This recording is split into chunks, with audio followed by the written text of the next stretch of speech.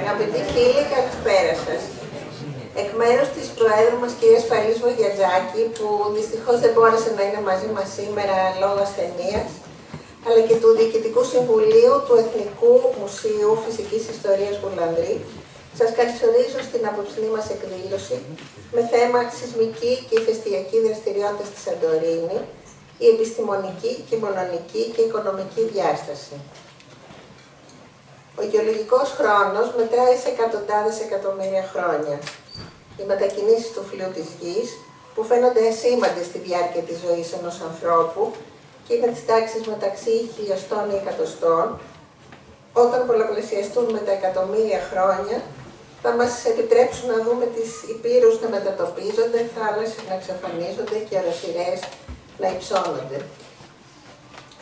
Μέρος των φυσικών αυτών διεργασιών της εξέλιξης του πλανήτη είναι και οι σεισμοί και οι ηφαιστειακές εκρήξεις. Πρώτοι που ασχολήθηκαν με την ερμηνεία των σεισμών στην αρχαιότητα ήταν οι προσοκρατικοί φιλόσοφοι, ο Θαλής, ο Ναξαγόρας, ο Αναξίμανδρος, ο Αρχέλαος, και δεν είναι σύμπτωση ότι οι περισσότεροι κατάγονταν από την Ιωνία και την Νότια Ιταλία, που είναι οι κατεξοχήν σεισμογενείς περιοχές της Μεσογείου. Αργότερα και ο Αριστοτέλης, στεμματορολογικά, υποστήριξε τη δική του θεωρία για τη γέννηση των σεισμών. Θεωρούσε ότι προκαλούνται από τις αέριες μάζες που συσσωρεύονται στο εσωτερικό της γης και πιέζουν για να εκτονωθούν. Η πρόσφατη σεισμική δραστηριότητα μεταξύ Αμοργού και Σαντορίνης αποτέλεσε ένα φαινόμενο πρωτόγνωρο, όπως μας επεσήμαναν οι επιστήμονες, και δημιούργησε μεγάλη ανησυχία στους κατοίκους και έθεσε πολλά ερωτήματα. Το μουσείο μας θέλησε ακόμα μια φορά να ενημερώνει το κοινό, φέρνοντας κοντά μας έγκριτους επιστήμονες. Θα μας μιλήσουν για τα αίτια του φαινομένου, πώς το αντιμετώπισε η επιστημονική κοινότητα αλλά και οι αρμόδιοι φορείς, καθώς και πώς μπορούμε στο μέλλον να διαχειριστούμε παρόμοια γεγονότα με γνώμονα την ασφάλεια των κατοίκων της περιοχής της χώρας μας. Έχουμε λοιπόν την τιμή και τη χαρά να φιλοξενούμε τους ομιλητές μας, κυρία Σιμίνα Ντοναράκου, καθηγήτρια και πρόεδρο του Τμήματος Γεωλογίας και Γεωπεριβάλλοντος του Πανεπιστημίου Αθηνών, ο κύριος Ευθύμιος Λέκας, ομότιμος καθηγητής δυναμικής τεκτονικής, εφαρμοσμένης γεωλογίας και διαχείρισης φυσικών καταστροφών και πρόεδρος του ΑΣΠ, ο κύριος Βασίλειος Καραστάσης, Διευθυντής Γεωδυναμικού Ινστιτούτου του Εθνικού Αστεροσκοπείου Αθηνών και Γιώργος Βουγιουκαλάκης, ηφαιστειολόγος, μέλος της Ελληνικής Αρχής Γεωλογικών και Μεταλλευτικών Ερευνών. Τη συζήτηση συντονίζει σε όλους ο αγαπητός φίλος του μουσείου μας, ο Θοδωρής Γεωργακόπουλος, δημοσιογράφος και συγγραφέας. Είναι άλλωστε γνωστό το ενδιαφέρον του για το περιβάλλον. Πρόσφατα μάλιστα εξέδωσε και το βιβλίο του «Μια ελληνική κλιματική κρίση». Τους ευχαριστούμε όλους θερμά που είναι κοντά μας σήμερα για να πραγματοποιήσουμε αυτή την ενδιαφέρουσα συζήτηση και τώρα τους καλώ στο βήμα.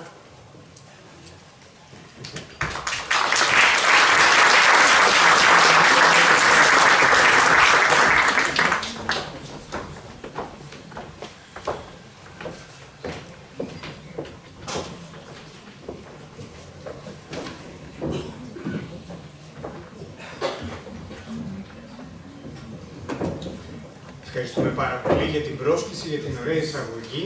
Θα κάνουμε μια ωραία συζήτηση πάνω σε ένα θέμα για το οποίο δεν είμαι ειδικός. Είμαστε εδώ για να μιλήσουμε για ένα εξαιρετικά ενδιαφέρον φαινόμενο που συνέβη στη χώρα μας τον προηγούμενο μήνα, όχι το μήνα σχεδόν, και ίσως και λίγο παραπάνω.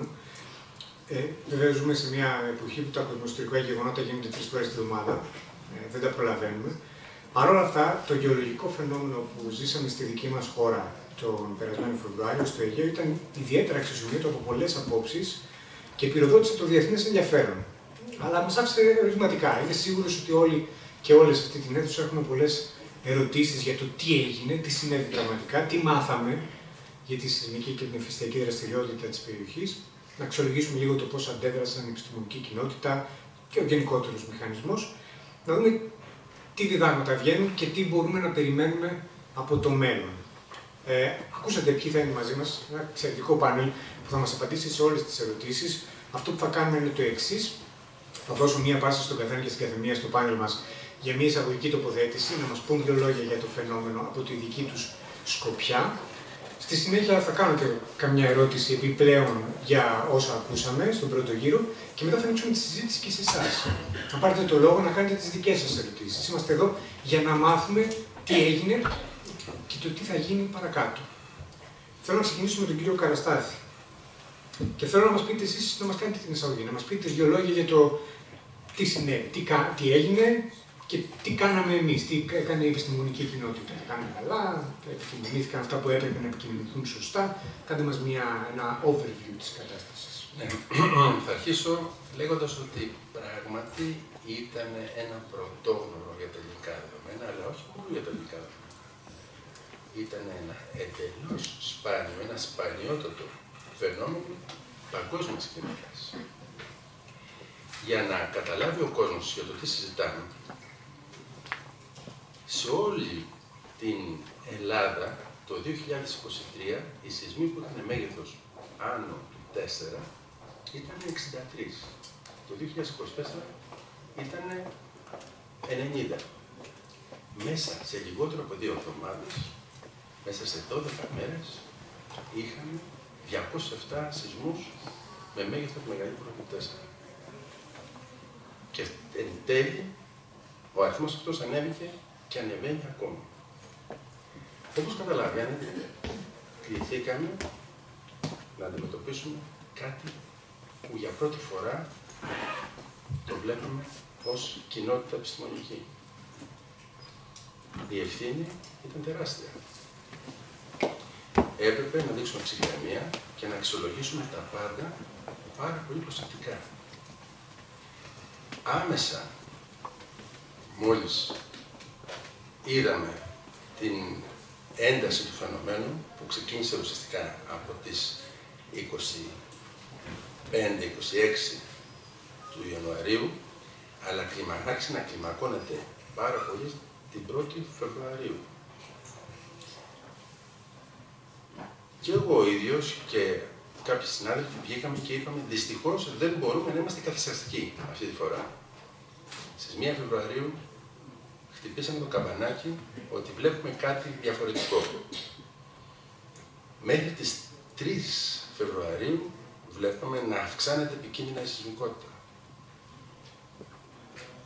Στις 4 Φεβρουαρίου είδαμε κάποιες μετατοπίσεις των επικέντρων που τουλάχιστον εμένα με οδήγησαν ξεκάθαρα από την αρχή στο συμπέρασμα ότι επρόκειτο για σμηνοσειρά.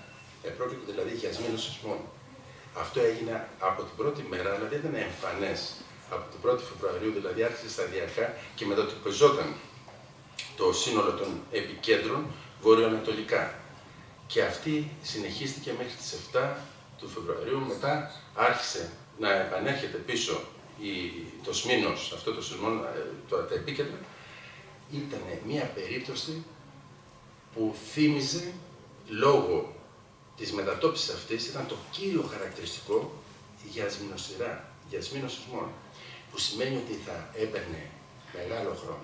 Αμέσως λοιπόν... Εξηγήστε τον ορισμό της σμηνοσειράς. Ναι, η σμηνοσειρά είναι μια κατάσταση σεισμικής δραστηριότητας που δεν ξεχωρίζει ο κύριος σεισμός. Έχουμε πολλούς σεισμούς, τους μεγαλύτερους στο ίδιο μέγεθος. Δηλαδή, όπως είχαμε τώρα, 5, 5-2, 5-3, 5-1, 5-2, ξανά, συνέχεια μια ακολουθία στους μεγάλους σεισμούς, αλλά δεν ξεχώρισε κάποιο σεισμός. Σε μια συνήθη σεισμική δραστηριότητα έχουμε ένα σεισμό, για παράδειγμα, 5,5-6, ξέρω εγώ, και από εκεί κάτω ο πρώτος μετασεισμός είναι περίπου 1 βαθμό κάτω, δηλαδή μα είναι 5 και να έχει μια ακολουθία η οποία ακολουθεί κάποιους συγκεκριμένους νόμους στην κατανομή των μεγεθών. Εδώ δεν συνέβαινε αυτό. Είχαμε κάτι που αναζωπήρωνε συνέχεια την ακολουθία, τη γέννηση σεισμών. Τι έγινε λοιπόν τότε? Βλέπαμε μια σμηνοσειρά σε εξέλιξη και είχαμε όμως κάποια δεδομένα. Είχαμε δεδομένο ότι υπήρχε μια τεκτονική ζώνη μεγάλη μεταξύ Αμουργού και Θήρας, Σαντορίνης.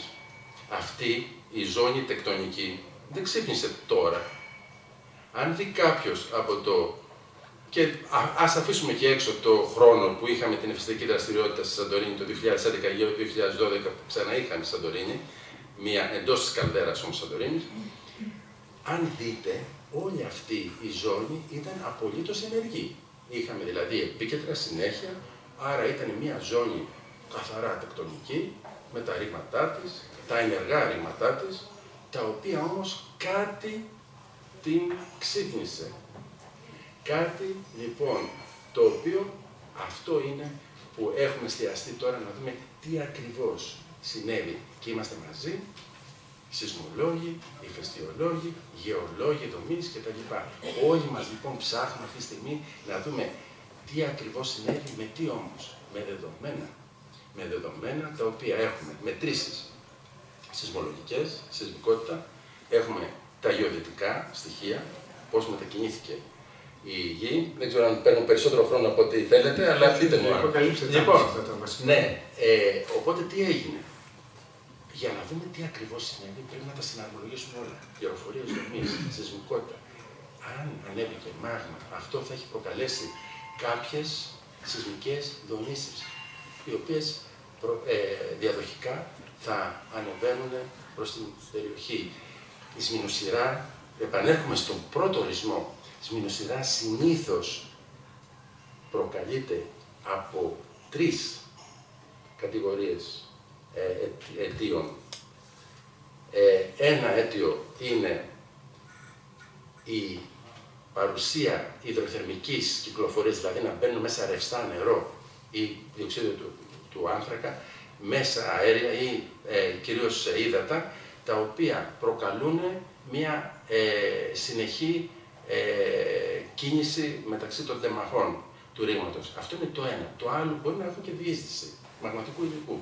Και το τρίτο μπορεί να είναι μια ασεισμική κατάσταση, μια σεισμική ολίσθηση, αργή που τη λέμε, η οποία στην περίπτωσή μας αυτή δεν ήταν. Κάθε κατάσταση από αυτές έχει διαφορετικά χαρακτηριστικά, διαφορετική ταχύτητα μετατόπισης επικέντρων. Στη δική μας περίπτωση, αυτό που κατανοήσαμε άμεσα ήταν ότι επρόκειται λόγω της ταχύτητας της μετατόπισης των επικέντρων. Δηλαδή, τι έγινε. Με το που ξεκίνησε αυτή η έντονη δραστηριότητα, βλέπουμε να φεύγουν τα επίκεντρα. Είναι σαν να λέμε, ας πούμε, αυτή τη στιγμή έχουμε κάποια επίκεντρα στα πατήσια, μετά στο ψυχικό, φεύγει και μετά πάει στο χαλάδρι και προχωράει στην Κηφισιά και ξανά πίσω. Αυτό δεν είναι καθημερινό φαινόμενο. Αυτό ήθελε απάντηση. Άμεση. Και εκεί, λοιπόν, η πρώτη ερμηνεία και μάλιστα και εγώ πήρα κατευθείαν το ρίσκο, γιατί πρέπει να επικοινωνούμε στον κόσμο την αλήθεια. Την πρώτη φορά, από την 1η του Φλεβάρη, είπαμε ότι κοιτάξτε, έτσι ήρθαν τα πράγματα. Η ακολουθία εντείνεται. Θέλει προσοχή. Είπα ότι δεν μπορούμε να είμαστε καθυστερητικοί. Στις 3 και 4 του Φλεβάρη είπα ότι πρόκειται για σμηνοσειρά. Ξεκάθαρα θύμιζε η περίπτωση σμηνοσειρές αντίστοιχες και μία άλλη περίπτωση, όταν λέω ότι είναι εντελώς σπάνια, ακόμα μία περίπτωση και τόσα πολλά μεγέθη αυξημένα στο Αφάρ της Αιθιοπίας, που ήταν εντελώς πρόσφατη, που δεν είναι καν μελετημένη. Δηλαδή πηγαίναμε, όχι στα τυφλά, είχαμε πολύ λίγα στοιχεία εντελώς ίδιας. Κάθεσα λοιπόν και μελέτησα πάρα πολύ προσεκτικά την εξέλιξη όλων αυτών των αντίστοιχων σμηνοσειρών, πολύ προσεκτικά, για να είμαι σε θέση να αξιολογήσω και τη δική μας περίπτωση. Εν πάση περιπτώσει, μετά είδαμε και αραίωσε ελαφρώς. Είχαμε δηλαδή μια πτώση στη συχνότητα. Και τότε το επικοινωνήσαμε και στην Επιτροπή και γενικά. Θα ήθελα να πω ότι συνεχίστηκε αυτή η πτώση. Είχαμε όμως πει στον κόσμο ότι να είμαστε συγκρατημένα αισιόδοξοι, Γιατί δεν χρειάζεται μία παγίωση, αν θυμάστε. Το είχαμε πει αυτό.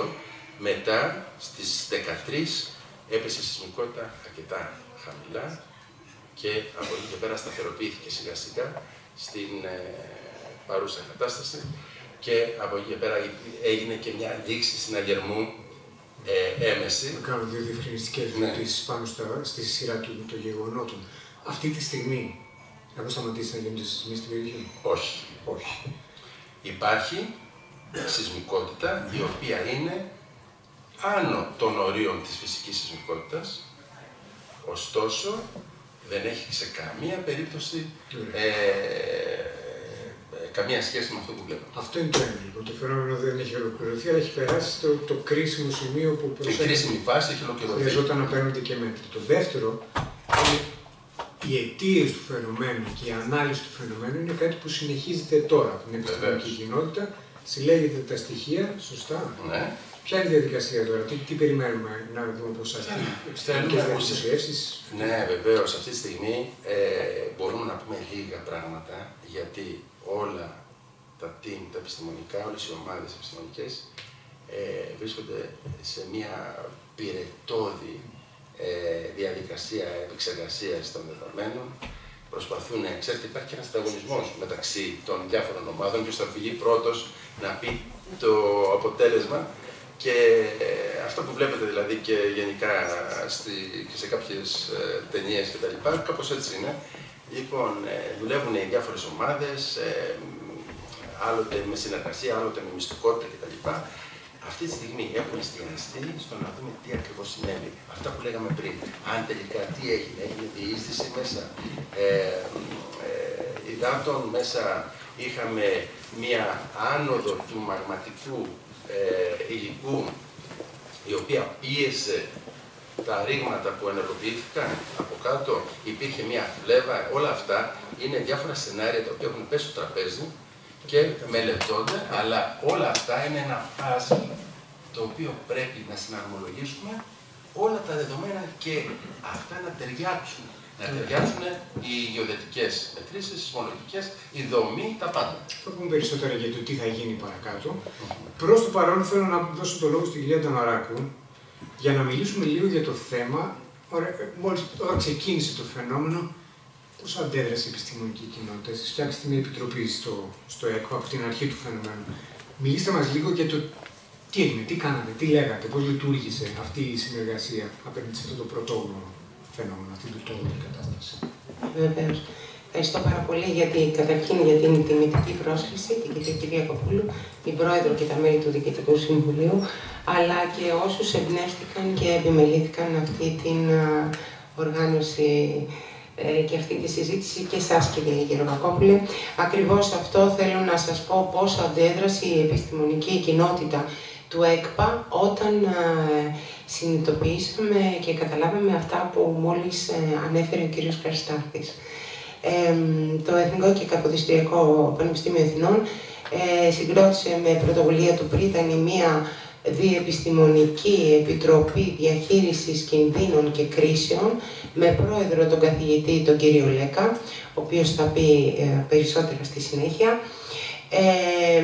Και η επιτροπή αυτή βέβαια ήταν στην στρατηγική πολιτική του Πανεπιστημίου Αθηνών εδώ και ένα χρόνο, από τότε που μπήκε σε εφαρμογή ο καινούριος νόμος της παιδείας και διέπεται από τα άρθρα που αφορούν στην ασφάλεια και προστασία των ανώτατων ιδρυμάτων.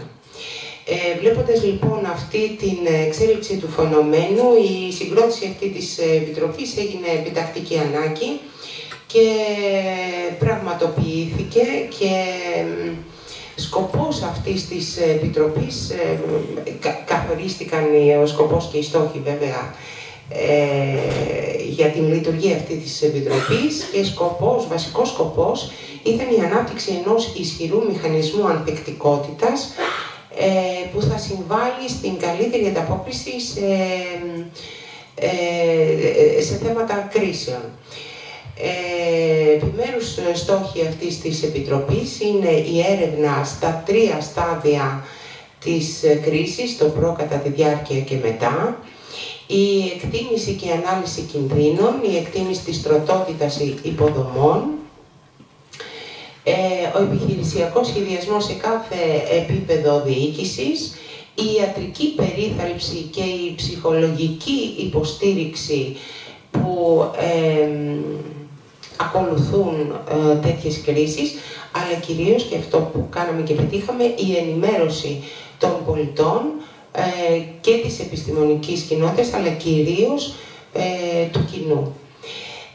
Η Επιτροπή αυτή αποτέλεσε έναν ισχυρό επιστημονικό βραχίωνα υποστήριξης και βοήθειας στην πολιτεία, αλλά και στους πολίτες, και συνεχίζει τις δράσεις της όχι μόνο για κινδύνους και κρίσεις οι οποίοι συνέβησαν τώρα, αντιμετωπίσαμε μάλλον στην περιοχή της Σαντορίνης, αλλά και για φαινόμενα τα οποία θα ακολουθήσουν. Η Επιτροπή λοιπόν αυτή αποτελείται από επιστήμονες, είναι διεπιστημονική όπως σας είπα, υπάρχει μια μεγάλη ομάδα που δραστηριοποιείται σε θέματα διαχείρισης κρίσεων, αλλά και στα ερευνητικά αντικείμενα που αντιμετωπίσαμε τώρα στην περιοχή της Σαντορίνης, σε σεισμούς, κατολιστήσεις, τσουνάμι, σε ακραία καιρικά φαινόμενα. Επίσης αποτελείται από γιατρούς οι οποίοι είναι πιστοποιημένοι στη διαχείριση κρίσεων και από ψυχολόγους για την ψυχολογική υποστήριξη. Τι κάναμε λοιπόν μετά τη συγκρότηση της Επιτροπής? Ενημερώναμε με βάση τα στοιχεία που είχαμε από τα εργαστήρια, από τα ειδικά εργαστήρια σεισμολογίας και γεωφυσικής που έχουμε στο Πανεπιστήμιο Αθηνών. Οι γιατροί σε συνεργασία με το Υπουργείο Παιδείας μετέβησαν στο νησί της Σαντορίνης, όπου βοήθησαν στην πρόληψη για οποιαδήποτε έκτακτη ανάγκη συμβεί, και οι ψυχολόγοι βέβαια υποστήριζαν τους ανήλικους και ενήλικους σε κάθε φάση εξέλιξης αυτού του φαινομένου. Αυτά προς το παρόν. Πόσο γρήγορα είναι η σύσταση της Επιτροπής? Η σύσταση της Επιτροπής έγινε στις 3 Φεβρουαρίου. Και δώστε μας μια στην αρχή, δηλαδή. Στην αρχή, μόλις καταλάβαμε αυτά που είπε ο κ. Καραστάθης στην Ωραία, αρχή. αυτό είναι καλό. Και δώστε μας και μια μικρή εικόνα, τι κάνετε κάθε μέρα. Η Επιτροπή τι έκανε δηλαδή? Η Επιτροπή κάθε μέρα καταρχήν ενημερωνόταν από τον πρόεδρο, τον κ. Λέκα, ο οποίος είναι και πρόεδρος των 2 μόνιμων επιτροπών του ΟΑΣΠ. Κατέγραφε τις σεισμικές δονήσεις με βάση τους σταθμούς που έχει εγκαταστήσει το τμήμα στη Σαντορίνη, ενημέρωνε το κοινό, αλλά δεν έμεινε μόνο εκεί, πέρασε και σε άλλα φαινόμενα, όχι μόνο δηλαδή στους σεισμούς, αλλά και στις κατολιστήσεις και σε θέματα τσουνάμι. Δεν υπήρχε τέτοια περίπτωση, αλλά έπρεπε να υπάρχει μία ενημέρωση σε περίπτωση που συμβεί, διότι ένα από τα βασικά στοιχεία που χαρακτήρισαν αυτή τη διαχείριση της κρίσης, και για πρώτη φορά θεωρώ έγινε αυτό, είναι ότι ο επιχειρησιακός σχεδιασμός βασίστηκε όχι μόνο σε πιθανές εξελίξεις, αλλά και σε ένα ακραίο, αν και λιγότερο πιθανό φαινόμενο. Και αυτό ήταν πάρα πολύ σημαντικό, γιατί μπορέσαν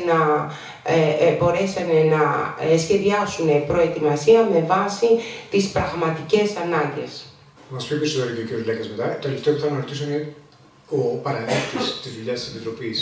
Ήταν προφανώς στέλνατε γιατρούς στο πεδίο για να σχεδιάσουν δράσεις. Μιλάγατε και με τα media, βοηθούσατε στην επικοινωνία του φαινομένου. Ακριβώς, ναι. Οι επιστήμονες της Επιτροπής μιλούσαν καθημερινά 2-3 φορές την ημέρα με τα media, όπως είπατε, και συντάσσαμε τα δελτία τύπου, καθημερινά δελτία τύπου, ενημερώνοντας για την σεισμικότητα, σε συνεργασία πάντα με όλους τους επιστήμονες, και την μεταφορά της γνώσης από τον κύριο Λέκα που είχε όλες αυτές τις συζητήσεις στον επιχειρησιακό σχεδιασμό. Ο λόγος ρωτάνε γιατί ένα χαρακτηριστικό αυτού του φαινομένου, ίσως αντίθετα με προηγούμενα φαινόμενα, ήταν η ροή της πληροφορίας. Ως παραλήπτες νιώθαμε ότι έχουμε περισσότερη και καλύτερη και πληρέστερη πληροφόρηση αυτή τη φορά. Ίσως περισσότερη από όσο χρειαζόμαστε σε σχέση με προηγούμενα φαινόμενα. Θα πούμε και περισσότερα για αυτό το θέμα μετά. Ναι, αυτό ήταν ένα από τα βασικά χαρακτηριστικά, όπως και άλλα, τα οποία συνέβησαν πρώτη φορά. Αν θέλετε να σας πω τι θα μιλήσουμε για το αλλά θέμα, γιατί μου προκάλεσε τρομερό ενδιαφέρον, το συζητούσαμε και νωρίτερα. Θα μιλήσουμε και για τα διδάγματα και για το μέλλον στο δεύτερο γύρο. Προς το παρόν, θα ήθελα να πάμε και πριν πάμε στον κύριο Λέκα για να μας πει περισσότερα και για τη δράση της Επιτροπής και για άλλα θέματα. Εκτός από σεισμούς, σε εκείνη την περιοχή έχουμε και κάτι άλλα πράγματα. Έχουμε και δύο ηφαίστεια, αν δεν κάνω λάθος. Πάμε στον κύριο Βουγιουκαλάκη, γιατί μέσα σε όλα τα άλλα είχαμε και αυτό. Να μας πείτε λίγο για αυτή την πτυχή, για το ηφαιστειακό κομμάτι που δεν έχουμε πει ακόμα. Θα βάλω μερικές πτυχές και μετά τη συζητάμε όσο θέλετε, γιατί είναι και πολλά και θα βάλουμε μια πολύ περιεκτική εισαγωγή για την κουβέντα. Ο Βασίλης είπε για τη σμηνοσειρά. Νομίζω δεν είχε ξανακουστεί στο κοινό, δηλαδή σε ευρύ κοινό να συζητάει η σμηνοσειρά κτλ. Την μάθαν όλοι. Σμηνοσειρά, όπως είπε και ο Βασίλης, σημαίνει ότι δεν έχουμε μια ξηρή θράψη πετρωμάτων. Σημαίνει ότι 99% συμμετέχει να ρευστό. Στην τεράστια πλειοψηφία του χώρου στην Ελλάδα είναι νερό ή διοξίδιο. Όπου υπάρχουν ενεργά ηφαίστεια είναι και μάγμα. Οπότε το πρώτο ζήτημα που είχαμε εμείς να δούμε όταν ξεκίνησε αυτή η ιστορία και πήραμε χαμπάρι ότι είναι σμηνοσειρά, δηλαδή πάρα πολλά γεγονότα με όχι πολύ μεγάλο, δεν έχουμε ένα κύριο σεισμό, που περιμένουμε να κρατήσουμε για μεγάλο χρονικό διάστημα, παίζει το μάγμα ή δεν παίζει. Και άρα μπήκε ο δεύτερος όρος που πάλι έμαθε το ελληνικό κοινό, μαγματοτεκτονική διέγερση. Και εκεί άρχισε να δημιουργείται ένα πρόβλημα, γιατί μόλις αρχίσει να μιλάς για ηφαίστεια και για μάγμα, εκτός από τον κίνδυνο το σεισμικό, εισάγεται και ηφαιστειακός. Και όντας στη Σαντορίνη, πέρα από τον ναυαρχίδα του τουρισμού και με δύο ενεργά ηφαίστεια, ήταν το θέμα, ήμασταν υποχρεωμένοι δηλαδή και να είμαστε φοβερά προσεκτικοί και να εξηγούμε, γιατί έπρεπε να λέμε και την αλήθεια. Εμείς μιλήσαμε, αν είδατε, αν παρακολουθήσατε, ως μαγματοτεκτονική κρίση. Δεν εισαγάγαμε ποτέ την έννοια ηφαίστειο και θα πούμε γιατί. Μαγματοτεκτονική διέγερση σημαίνει ότι έχουμε ένα μάγμα που μπορεί να κινείται σε ένα βάθος βαθύτερο των 10 χιλιόμετρων, δηλαδή ανάμεσα στα 20 και τα 10 χιλιόμετρα, και με οποιοδήποτε τρόπο εμπλέκεται στη θράψη των πετρωμάτων που ήδη βρίσκονται υπό τάση. Οπότε τέτοια είχαμε και άλλα στην Ελλάδα, αλλά ήταν πολύ μικρότερης έντασης, δεν ήταν αυτό το φοβερό που έγινε τώρα με τη Σαντορίνη. Δηλαδή το 2021 είχαμε στην Ίσσερο, ανάμεσα στην Ίσσερο και την Τήλο, μια κρίση 10 μήνες, μέγιστο σεισμός ήταν και εκεί 5,1 το μέγιστο γεγονός. Δεν το ξέρει κανείς γιατί δεν ήταν ναυαρχίδα του τουρισμού η Ίσσερος, δεν δημιούργησε και σοβαρά προβλήματα και πέρασε έτσι.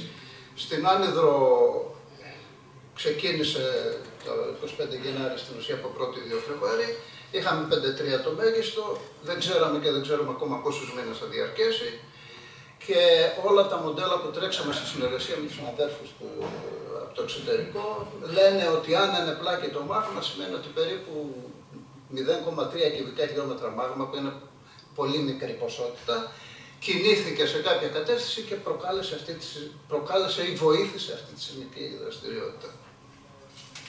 Είπαμε το μαγματοτεκτονική.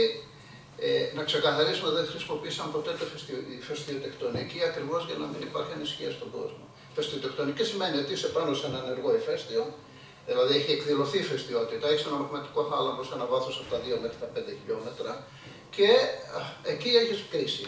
Έχεις κινήσεις του μάγματος που προδιαθέτουν για έκρηξη. Οπότε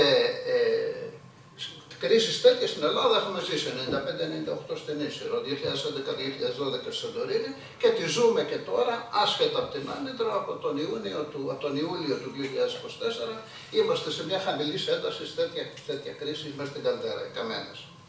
Αυτό το ξεχωρίσαμε, πώς η Επιτροπή έγινε, ξέρετε τη δουλειά, Και στο τέλος, τουλάχιστον εμείς δεν δημιουργήσαμε ανησυχίες. Η Επιτροπή Εκτίμησης. Η Επιτροπή πάντα συνεδριάζαμε σε συνεργασία ηφαιστειακή και σεισμική, Επιτροπή Σεισμικού και Ηφαιστειακού Κινδύνου. Οπότε οι ανησυχίες σε ό,τι αφορά την έκρηξη του ηφαιστείου και η πολλή κουβέντα που έγινε αυτό το διάστημα ήταν θα προκαλέσουν οι σεισμοί αυτή η έκρηξη ηφαιστείου. Τα ζητήματα που βάλαμε ήταν ότι κανένα σεισμός ποτέ δεν προκαλεί έκρηξη ηφαιστείου, όσο μεγάλος και αν είναι, αν δεν είναι το ηφαίστειο όριμο. Το ένα. Δηλαδή, το 1956 είχαμε το σεισμό στη Σαντορίνη, στην Αμοργό, τον τεράστιο σεισμό των 7,5, ούτε το Κουλούμπο, ούτε η Καμένη, αλλά ηφαίστεια δεν πάθαν τίποτα. Ήταν το πρώτο εφησυχαστικό και για μας και για τον κόσμο. Το δεύτερο είναι ότι οι Καμένες ήταν ήδη σε διέγερση 6 μήνες πριν, άρα δεν σχετίζεται με τη συγκεκριμένη δράση. Το τρίτο που είχαμε ήταν ότι στο Κουλούμπο, γύρω και κάτω από το Κουλούμπο, το άλλο ενεργό ηφαίστειο και πιο επικίνδυνο από την Καμένη, σε μια απόσταση 5 χιλιόμετρα δεν είχαμε κανένα υπόκεντρο, δεν εκδηλώθηκε κανένα σεισμός για να μας ανησυχήσει, ούτε καταγράφηκε οποιοδήποτε γεγονός ενισχυτικό. Στην Ανίδρο, που ήταν το κέντρο, η οποία βρίσκεται και πολύ μακριά σε σχέση και με το Κολούμπο και με την Καμένη. Όλα τα γεγονότα ήταν με υπόκεντρα κάτω από τα 8 χιλιόμετρα στην ουσία και δεν παρακολουθήσαμε και ποτέ κάποια συστηματική τάση να ανέβουν τα μετανάστευση στον υποκέντρο προς την επιφάνεια, που είναι και αυτό χαρακτηριστικό, γιατί όταν μπλέκεται μάγμα κάποια στιγμή, αν ανέβει στην επιφάνεια, ναι. Οπότε και τα τρία ήταν καθυσυχαστικά, γι' αυτό και εμείς ως επιτροπές ήμασταν πάντα καθυσυχαστικοί και λέγαμε ότι δεν υπάρχει κανένας λόγος να συζητά κανείς για ηφαιστειακό κίνδυνο και δεν πρόκειται να αντιμετωπίσουμε ένα τέτοιο φαινόμενο. Και επίσης, γιατί ξέραμε ότι αν λέγαμε το χειρότερο σενάριο, γιατί πήγαμε σε ακραία σενάρια, ήμασταν αποχρηματισμένοι. Στην Άνυδρο, αν αυτό το μάγμα που λέμε ότι εμπλακεί και βγει, τι θα κάνει? Θα κάνει ένα ωραίο λουφάκι στο υποθαλάσσιο ηφαιστειάκι σε ένα βάθος κάτω από 300 μέτρα, αδύνατο δηλαδή να έχουμε έκρηξη, και θα το παίρναμε χαμπάρι από τα νερά να ήταν πράσινα στην επιφάνεια. Στις Καμένες ξέρουμε ότι αν έχουμε έκρηξη θα είναι έκρηξη όπως ήταν το 1925-26, άρα διαχείριση στάχτης το κύριο πρόβλημα, υπάρχει σχέδιο, τάλος κλπ.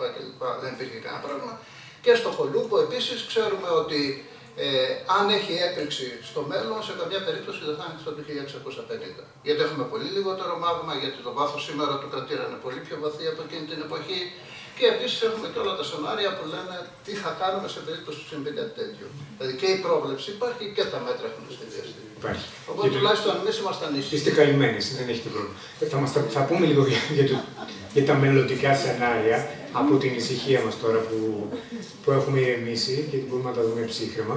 Θα ήθελα ο κύριος Λέκας, παρεμπιπτόντως και στο δεύτερο γύρο, όποια θέλει να σχολιάσει, να προσθέσει ή να διορθώσει κάτι από τα προηγούμενα, μην διστάσετε να παρέμβετε όταν πάρετε το λόγο. Κύριε Λέκας, θα ήθελα να μας πει περισσότερα και για τη δράση των επιτροπών, αλλά να μας μιλήσει λίγο και για το θέμα της ανταπόκρισης, το θέμα των υποδομών. Υπάρχουν κάποια ερωτηματικά για τις συνέπειες του φαινομένου που ζήσαμε στο φυσικό χώρο της Σαντορίνης, της Ναυαρχίδας και ίσως ευρύτερα και των γειτονικών νησιών, αλλά κυρίως της Σαντορίνης, και τι μπορούμε να περιμένουμε το καλοκαίρι που μας έρχεται.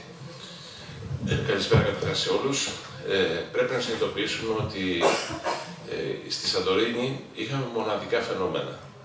Μοναδικά γεωδυναμικά φαινόμενα, που όπως αναφέρθηκαν οι συνάδελφοι, είχαμε να κάνουμε με ένα τεράστιο αριθμό σεισμών, με πιθανή ηφαιστειακή δραστηριότητα, με πιθανή μαγματική δραστηριότητα, με έντονα καπελιστικά φαινόμενα, με επαπειλούμενο κίνδυνο τσουνάμι.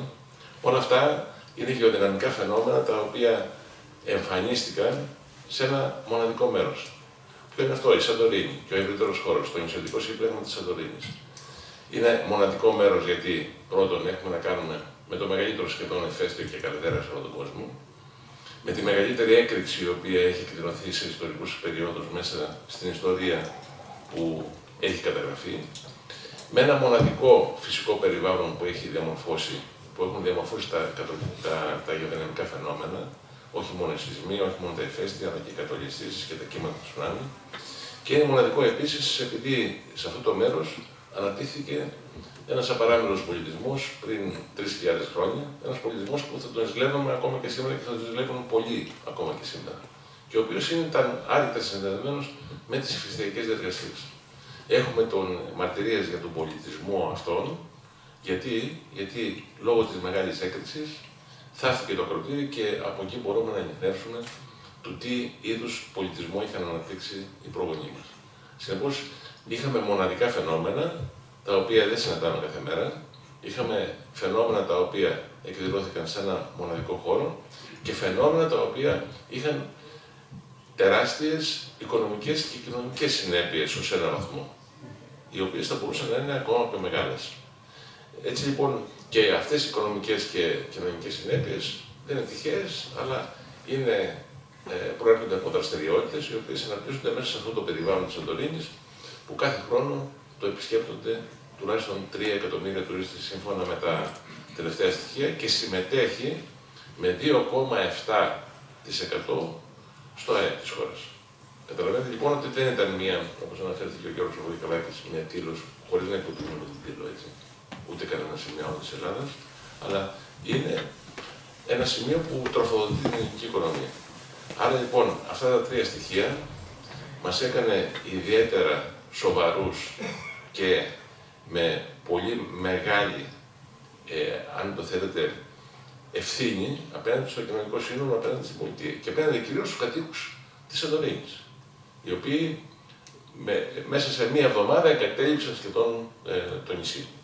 Έτσι λοιπόν έχουμε να κάνουμε με μοναδικά φαινόμενα σε ένα μοναδικό χώρο που έπρεπε να τα διαχειριστούμε με πολύ μεγάλη σοβαρότητα. Και ήταν η πρώτη φορά που είχαμε μία τόσο επιτυχημένη διαχείριση η οποία σημαίνει ότι και οι 3 πυλώνες της πολιτικής προστασίας θα πρέπει να συνεργάζονται απόλυτα και πολύ στενά μεταξύ τους. Αυτό δηλαδή που ήταν το ζητούμενο πριν μερικά χρόνια, ότι δεν εισακούονται οι επιστήμονες, η επιστημονική γνώση ήταν κάτι άλλο από τους επιχειρησιακούς φορείς, οι επιχειρησιακοί φορείς ήταν κάτι άλλο από τον κόσμο, τον πολίτη. Αυτό λοιπόν σταδιακά μπορέσαμε και το πετύχαμε. Και βέβαια το επιστέγασμα αυτής της διαδικασίας ήταν η πολύ επιτυχημένη διαχείριση της όλης κατάστασης. Δεν είναι καταστροφή των κινδύνων, θα λέγαμε, γιατί δεν μεταφράστηκε και ευτυχώς βεβαίως σε μια μεγάλη καταστροφή σε επιπτώσεις. Συνεπώς, έχουμε απόλυτη συνεργασία των επιστημονικών φορέων, των επιχειρησιακών φορέων και της πολιτείας, αλλά και των πολιτών. Είναι 3 πυλώνες. Θα εστιάσω περισσότερο στο θέμα το επιστημονικό, των επιστημονικών φορέων. Είχαμε την τύχη το 2011-2012, ήμουν αντιπρόεδρος τότε στον ΑΣ, πρόεδρος ήταν ο κ. Στυλιανίδης, να βιώσουμε την σεισμοϊφαιστειακή κρίση στη Σαντορίνη για 1,5 περίπου χρόνο. Λοιπόν, τότε δημιουργήθηκε η ανάγκη να ιδρυθεί μια επιτροπή στα πλαίσια της λειτουργίας των οργανισμών της Συνομοσπονδίας και Προστασίας, η Επιτροπή Εκτίμησης Κινδύνων στο Ηφαιστειακό στη Σαντορίνη, στο ηφαίστειο της Σαντορίνης, σε ΤΕΠΛΑ. Τότε λοιπόν είχαμε την τύχη να βιώσουμε όλη αυτή την σεισμοϊφαιστειακή δραστηριότητα στη Σαντορίνη. Ήταν μια επιτροπή η οποία έκανε πολύ σημαντική δουλειά. Διαχωρίστηκε σε 4 υποεπιτροπές για να είναι πιο εύκολη η λειτουργία. Είχαμε τύχη και τις χρηματοδότες τότε για την ενοργάνωση του ηφαιστείου της Σαντορίνη με 300.000 και πραγματικά είχε γίνει μια πολύ καλή δουλειά. Εκεί διαπιστώσαμε όλοι ότι μια ηφαιστειακή δραστηριότητα σεισμοϊφαιστειακή δραστηριότητα μπορεί να αρχίσει, αλλά δεν ξέρουμε πού πάει. Και πραγματικά είχε και εξάρσεις και υφέσεις πάρα πολλές, οι οποίες ευτυχώς δεν συνέπειταν με την τουριστική περίοδο τότε και είχε δημιουργηθεί τεράστιο πρόβλημα στην εισρωή των τουριστών από τα μέσα ενημέρωση. Κανένας δεν μπορεί να κρύψει τίποτα πια. Μέσα από το Open Data όλος ο κόσμος ξέρει τι γίνεται. Λοιπόν, τότε λοιπόν ξαφνικά ενώ ετοιμαζόμασταν το ηφαίστειο θα μπει στο πορτοκαλί, θα μπορεί να πάει και στο κόκκινο κτλ. Ξαφνικά έπαψε να έχει δραστηριότητα. Από μια κατάσταση αρρέστη πήγαμε στη φυσιολογική μέσα σε μερικές μέρες. Λοιπόν, η επιτροπή αυτή η οποία έχει δημιουργηθεί παρέμεινε, εξελίχθηκαν όμως και οι 2 επιτροπές, γιατί εξελίχθηκε η Επιτροπή Ηφαιστειακού Κινδύνου στη Σαντορίνη σε εκτίμηση, σε παρακολούθηση του ελληνικού ηφαιστειακού τόξου για όλα τα ηφαίστεια της χώρας το 19. Και παράλληλα λειτουργούσε η Επιτροπή, η οποία είναι Επιτροπή εκτίμησης σεισμικού κινδύνου, έτσι, ποιος είναι ο σεισμικός κίνδυνος, και σεισμικής διακινδύνευσης, δηλαδή το αποτέλεσμα του σεισμικού κινδύνου στα κτίρια και σε όλα αυτά. Και γι' αυτό βεβαίως συμμετέχουν στην Επιτροπή και γεωεπιστήμονες και μηχανικοί, έτσι ώστε να πιάσουμε και το τομέα της διακινδύνευσης στις υποδομές. Λοιπόν, με βάση το συγκεκριμένο σεισμικό πλαίσιο. Έτσι λοιπόν, είχαμε τις δύο επιτροπές αυτές πρίκα, οι οποίες λειτουργήσαν και δεν λειτουργούσαν με την έννοια που λειτουργούσαν παλιά. Γίνεται ένα σεισμός, άντε μετά 2 μέρες, 3 μέρες να συνεδριάσουμε να δούμε τι έγινε. Η μεγάλη επιτυχία των επιτροπών αυτών και κυρίως σε αυτή την περίπτωση ήταν ότι συνεδριάσαμε μέσα σε 1,5 ώρα. Ήταν ότι αυτές οι επιτροπές ήταν σε λειτουργία όλο το μεσοδιάστημα. Ήταν σε λειτουργία, θεσμοθετημένες επιτροπές. Ανανεώνονταν Ναι, ανανεώνονται κάθε 4 χρόνια. Ωραία. Είναι θεσμοθετημένες επιτροπές με ΦΕΚ. Δεν συμμετέχουν 30, 40, 50 άτομα. Γιατί όταν συμμετείχαν παλιά 30, 40, 50 άτομα, τη δεκαετία του 90, του 2000, του 10, γινόταν μέσα μια χαύρα ιδεών. Δηλαδή εκεί όλα τα επιστημονικά μας, και τολμώ να το πω αυτό, όλα τα επιστημονικά μας αποθυμένα βγαίνανε στην Επιτροπή. Η Επιτροπή συνδύαζε 8-10 ώρες και δεν έβγαζε αποτέλεσμα. Και περίμενε η πολιτεία, η εκάστοτε υπουργοί να τους μεταφέρουν το αποτέλεσμα, να δούμε ρε παιδιά τι γίνεται εδώ πέρα, να τους πούμε τι μπορούμε να κάνουμε, τι προβλέπετε, εν πάση περιπτώσει. Και συνεδριάζαν επαόριστον και κάποιες φορές δεν μας λαμβάνουν και υπόψη. Γιατί ήμασταν τεροχρονισμένοι τελείως. Εδώ και 4 χρόνια πετύχαμε και στην προηγούμενη επιτροπή του 11-12, πετύχαμε αμέσως μετά την εκδήλωση ενός φαινομένου να συνεδριάζουμε αμέσως ή δυνατόν συνεδριάσαμε κάποια στιγμή μέσα σε 10 λεπτά με τηλεδιάσκεψη. Έτσι. Λοιπόν, όχι στην παρούσα κρίση, σε παλιότερη κρίση. Λοιπόν, συνεδριάσαμε κατευθείαν και βέβαια έχουμε ένα σύγχρονο Υπουργείο πλέον, το Υπουργείο Πολιτικής Προστασίας και Κλιματικής Κρίσης, που μπορούμε να συνεργάζουμε και έχουμε όλα τα μέσα και άνθρωποι οι οποίοι δεν μπορούν να έρθουν, μπορούν να συνδεθούν μαζί μας, με την παρουσία του Υπουργού, με την παρουσία της πολιτικής ηγεσίας. Και εκεί πραγματικά είδαμε κάναμε την πρώτη αποτίμηση. Όμως, πριν να φτάσουμε στη διαδικασία της διαχείρισης μέσα στο μήνα Φεβρουάριο, γιατί άρχισε λίγο πιο πριν, αλλά η 1η Φεβρουαρίου ήταν η μέρα η οποία σηματοδότησε την πλήρη έναρξη της δραστηριότητας και την κατανοήση των ανακοινώσεων, πήγε μέχρι 15, 20, 26 και συνεχίζεται βέβαια και τώρα με πολύ μικρή, όπως είπε ο Βασίλης, σε πολύ σταθερή μικρή στάθμη. Λοιπόν, πριν όμως από αυτό, πριν την όλη κατάσταση μέσα στις 15 αυτές μέρες, 16 μέρες που για μας, για όλους μας ήταν μια ζωή. Μια ζωή πραγματικά πέρασε από πάνω μας, γιατί την κάθε στιγμή βλέπαμε την εξέλιξη του φαινομένου. Με παίρνει ο Βασίλης Αβρά τηλέφωνο και μου λένε έχουμε συνέχεια σεισμούς στα ποτήρια στη Σαντορίνη, 3 ήταν έτσι, συνέχεια, για 2-3 ώρες. Λοιπόν, τι γίνεται λοιπόν. Πριν όμως από αυτό, πριν την 1η Φεβρουαρίου, ο Κώστας ο Πουρδάκος και το ΙΠΙΣ μας είχε ενημερώσει ότι κάτι δεν πάει καλά μέσα στην καρδέρα της Σαντορίνης. Ότι έχουμε μία έξαρση σεισμικότητας, χωρίς να έχουμε παραμορφώσεις μεγάλες, αντίστοιχη με αυτή του 11-12. Αμέσως κάναμε την πρώτη επιτροπή ηφαιστειακού κινδύνου και ενημερώσαμε και την πολιτική ηγεσία. Στις 29. Λοιπόν, πριν αρχίσει το πανηγύρι. Λοιπόν, και βέβαια εκεί βάλαμε κάτω τα πράγματα και πραγματικά λέμε ότι έχουμε ξεφύγει από το πράσινο, τα λέω καλά Γιώργη, πήγαμε λιγάκι στο κίτρινο να δούμε πώς θα εξελιχθεί. Θα έχουμε το 11. Λοιπόν, και μείναμε εκεί. Την 1η Φεβρουαρίου άρχισε η μεγάλη έξαρση της σεισμικότητας.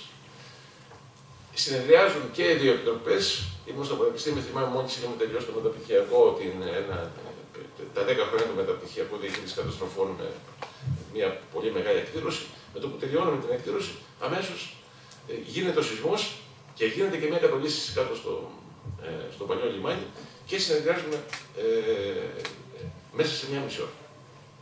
Λοιπόν, στη συνέχεια μέχρι 16, 17, 18 Φεβρουαρίου σχεδόν συνεδριάζαμε συνεχώς. Άσχετα αν λέγαμε ότι θα συνεδριάσουμε την τάδε μέρα, την τάδε μέρα και την τάδε μέρα. Οι πληροφορίες και από τις 4 επιτροπές αίρεα σε όλα τα μέλη. Και μετά τα μέλη πήγαιναν προς την πολιτική ηγεσία και τους επιχειρησιακούς φορείς. Εκεί λοιπόν, στη δεύτερη μέρα, Τρίτη, όταν αρχίσαμε τα πράγματα και σφίγγανε πολύ και είδαμε ότι και με εκτιμήσεις του Βασίλη και των άλλων ψυχολογικών και των ελεύθερων ήταν η πρώτη φορά που συνεργαστήκαμε αρμονικά όλα τα ερευνητικά κέντρα της χώρας. Γιατί στην Επιτροπή συμμετείχε τουλάχιστον ένας εκπρόσωπος κάθε ερευνητικού κέντρου με την εντολή να μεταφέρει τις επιπτώσεις του ερευνητικού κέντρου στην Επιτροπή μέσα. Όχι δικές του αόριστες και αβάσιμες ενδεχομένως πληροφορίες, αλλά να μεταφέρει και το πνεύμα του ερευνητικού κέντρου από το οποίο προέρχεται. Έτσι λοιπόν, όλο αυτό το χρονικό διάστημα, όλες αυτές τις 20 μέρες συνεδριάζαμε ουσιαστικά συνεχώς. Με επιτροπές οι οποίες όλοι μαζί είχαν μία διάρκεια της τάξης των 2-3 ωρών και θέταμε και κάποια όρια που θα συνεδριάσουμε για να πάρουμε κομβικές αποφάσεις όταν χρειάζεται. Παραδείγματος χάρη για το κλείσιμο της καλδέρας, για το κλείσιμο των σχολείων, για το άνοιγμα του σχολείου. Γιατί είναι πολύ εύκολο να κλείσεις κάτι και πολύ δυσκολότερο να το ανοίξεις μετά. Λοιπόν, έτσι λοιπόν, όλο αυτό το χρονικό διάστημα ήταν μια πρωτόγνωρη εμπειρία. Η επιστημονική γνώση έρεε προς τους επιχειρησιακούς φορείς. Πολλοί κατηγόρησαν την Επιτροπή ότι ίσως υπέρβαλε, αλλά δεν υπέρβαλε καθόλου. Λοιπόν, και πολλοί ενδεχομένως είχαν κάποιες ενστάσεις γιατί να αναπτυχθεί τόσο πολύ ο επιχειρησιακός κλάδος στη Σαντορίνη. Μεταφέρθηκαν μέχρι και ο Όλυμπος στο κινητό κέντρο διαχείρισης κρίσεων. Και εκεί λέγανε ότι, εν πάση περιπτώσει, ήταν υπερβολικό. Δεν ήταν υπερβολικό, γιατί όπως το πει πολύ καλά ο Βασίλης, όλοι αυτοί οι σεισμοί που εκδηλώθηκαν, 20.000, 23.000, 24, πόσα ήταν, Βασίλη, έχουμε χάσει το λογαριασμό, συνέθεταν ένα σεισμό της τάξης των 6,5. Είχαμε την τύχη να πάνε σιγά σιγά. Εάν δεν είχαμε όλη αυτή τη διαδικασία, θα πηγαίναμε σε ένα 6,5. Ένας 6,5 όμως ήταν ένας σεισμός που θα μας δημιουργούσε τεράστια προβλήματα στη Σαντορίνη και κυρίως θα μας δημιουργούσε προβλήματα στην Καλδέρα. Λοιπόν, στην Καλδέρα, από το πολύ παλιότερα, από το 2002, είχαμε κάνει μια οριοθέτηση της Καλδέρας σε σχέση με το δημόσιο κτήμα. Το δημόσιο κτήμα δεν μπορεί να έχει κανένα νομή και κατοχή. Με αυτά τα κριτήρια έχουμε οριοθετήσει το δημόσιο κτήμα. Το οποίο δεν πέρασε ποτέ από την Ελληνική Βουλή. Για ευνόητους λόγους. Και βλέπουμε σήμερα την Καλδέρα να έχει γεννήσει σχεδόν η μισή, ιδίως σε μερικά σημεία, έτσι, με κατασκευές. Αυτές οι κατασκευές βεβαίως είναι κατασκευές ιδιαίτερα ευάλωτες, γιατί είναι πάνω σε μορφολογικές συνέχειες, πάνω από 70% εκκλήση. Οι σεισμικές δράσεις και δεκαδίτη αυξάνονται κατά 170-180% σε τέτοιες περιοχές. Λοιπόν, και υπήρχε μια παρσιπερμία κατασκευών που δεν ξέραμε να την αποτιμήσουμε. Σύμφωνα με τα δεδομένα του Υπουργείου Περιβάλλοντος και σύμφωνα με πληροφορίες που κάνετε κάποιες πολύ μεγάλες συζητήσεις που έχω κάνει με τον συνονόματο τον Παπαγιάννη, τον Γενικό Γραμματέα του Υπουργείου Περιβάλλοντος, μόνο οι πισίνες, όχι τα κτίρια, μόνο οι πισίνες είναι γύρω στις 450 μέσα στην Καλδέρα. Έτσι. Λοιπόν, από αυτές, στην Ία μόνο, σε μια γειτονιά βρέθηκαν 15 πισίνες αυθαίρετες σε ένα ξενοδοχείο, έτσι, στην Καλδέρα. Το θέμα είναι ότι υπάρχουν και άλλες πισίνες σε κτίρια, τα οποία είναι εντελώς αυθαίρετα. Έτσι. Και υπάρχουν και άλλα, τα οποία είναι με άδεια. Από αυτά που είναι με άδεια τα κτίρια και οι πισίνες κτλ., τα μισά είναι με παράτυπες άδειες. Όπως αυτά που βλέπουμε που γίνονται στη Ρόδο τώρα. Έτσι. Δηλαδή έχουν άδειες, αλλά ποτέ δεν υπήρχαν οι άδειες αυτές στην πουραδομία. Λοιπόν, αυτό βεβαίως δεν ήταν δικιά μας ευθύνη να το ξεκαθαρίσει, είναι θέμα του Υπουργείου Περιβάλλοντος και Φοροταξίας.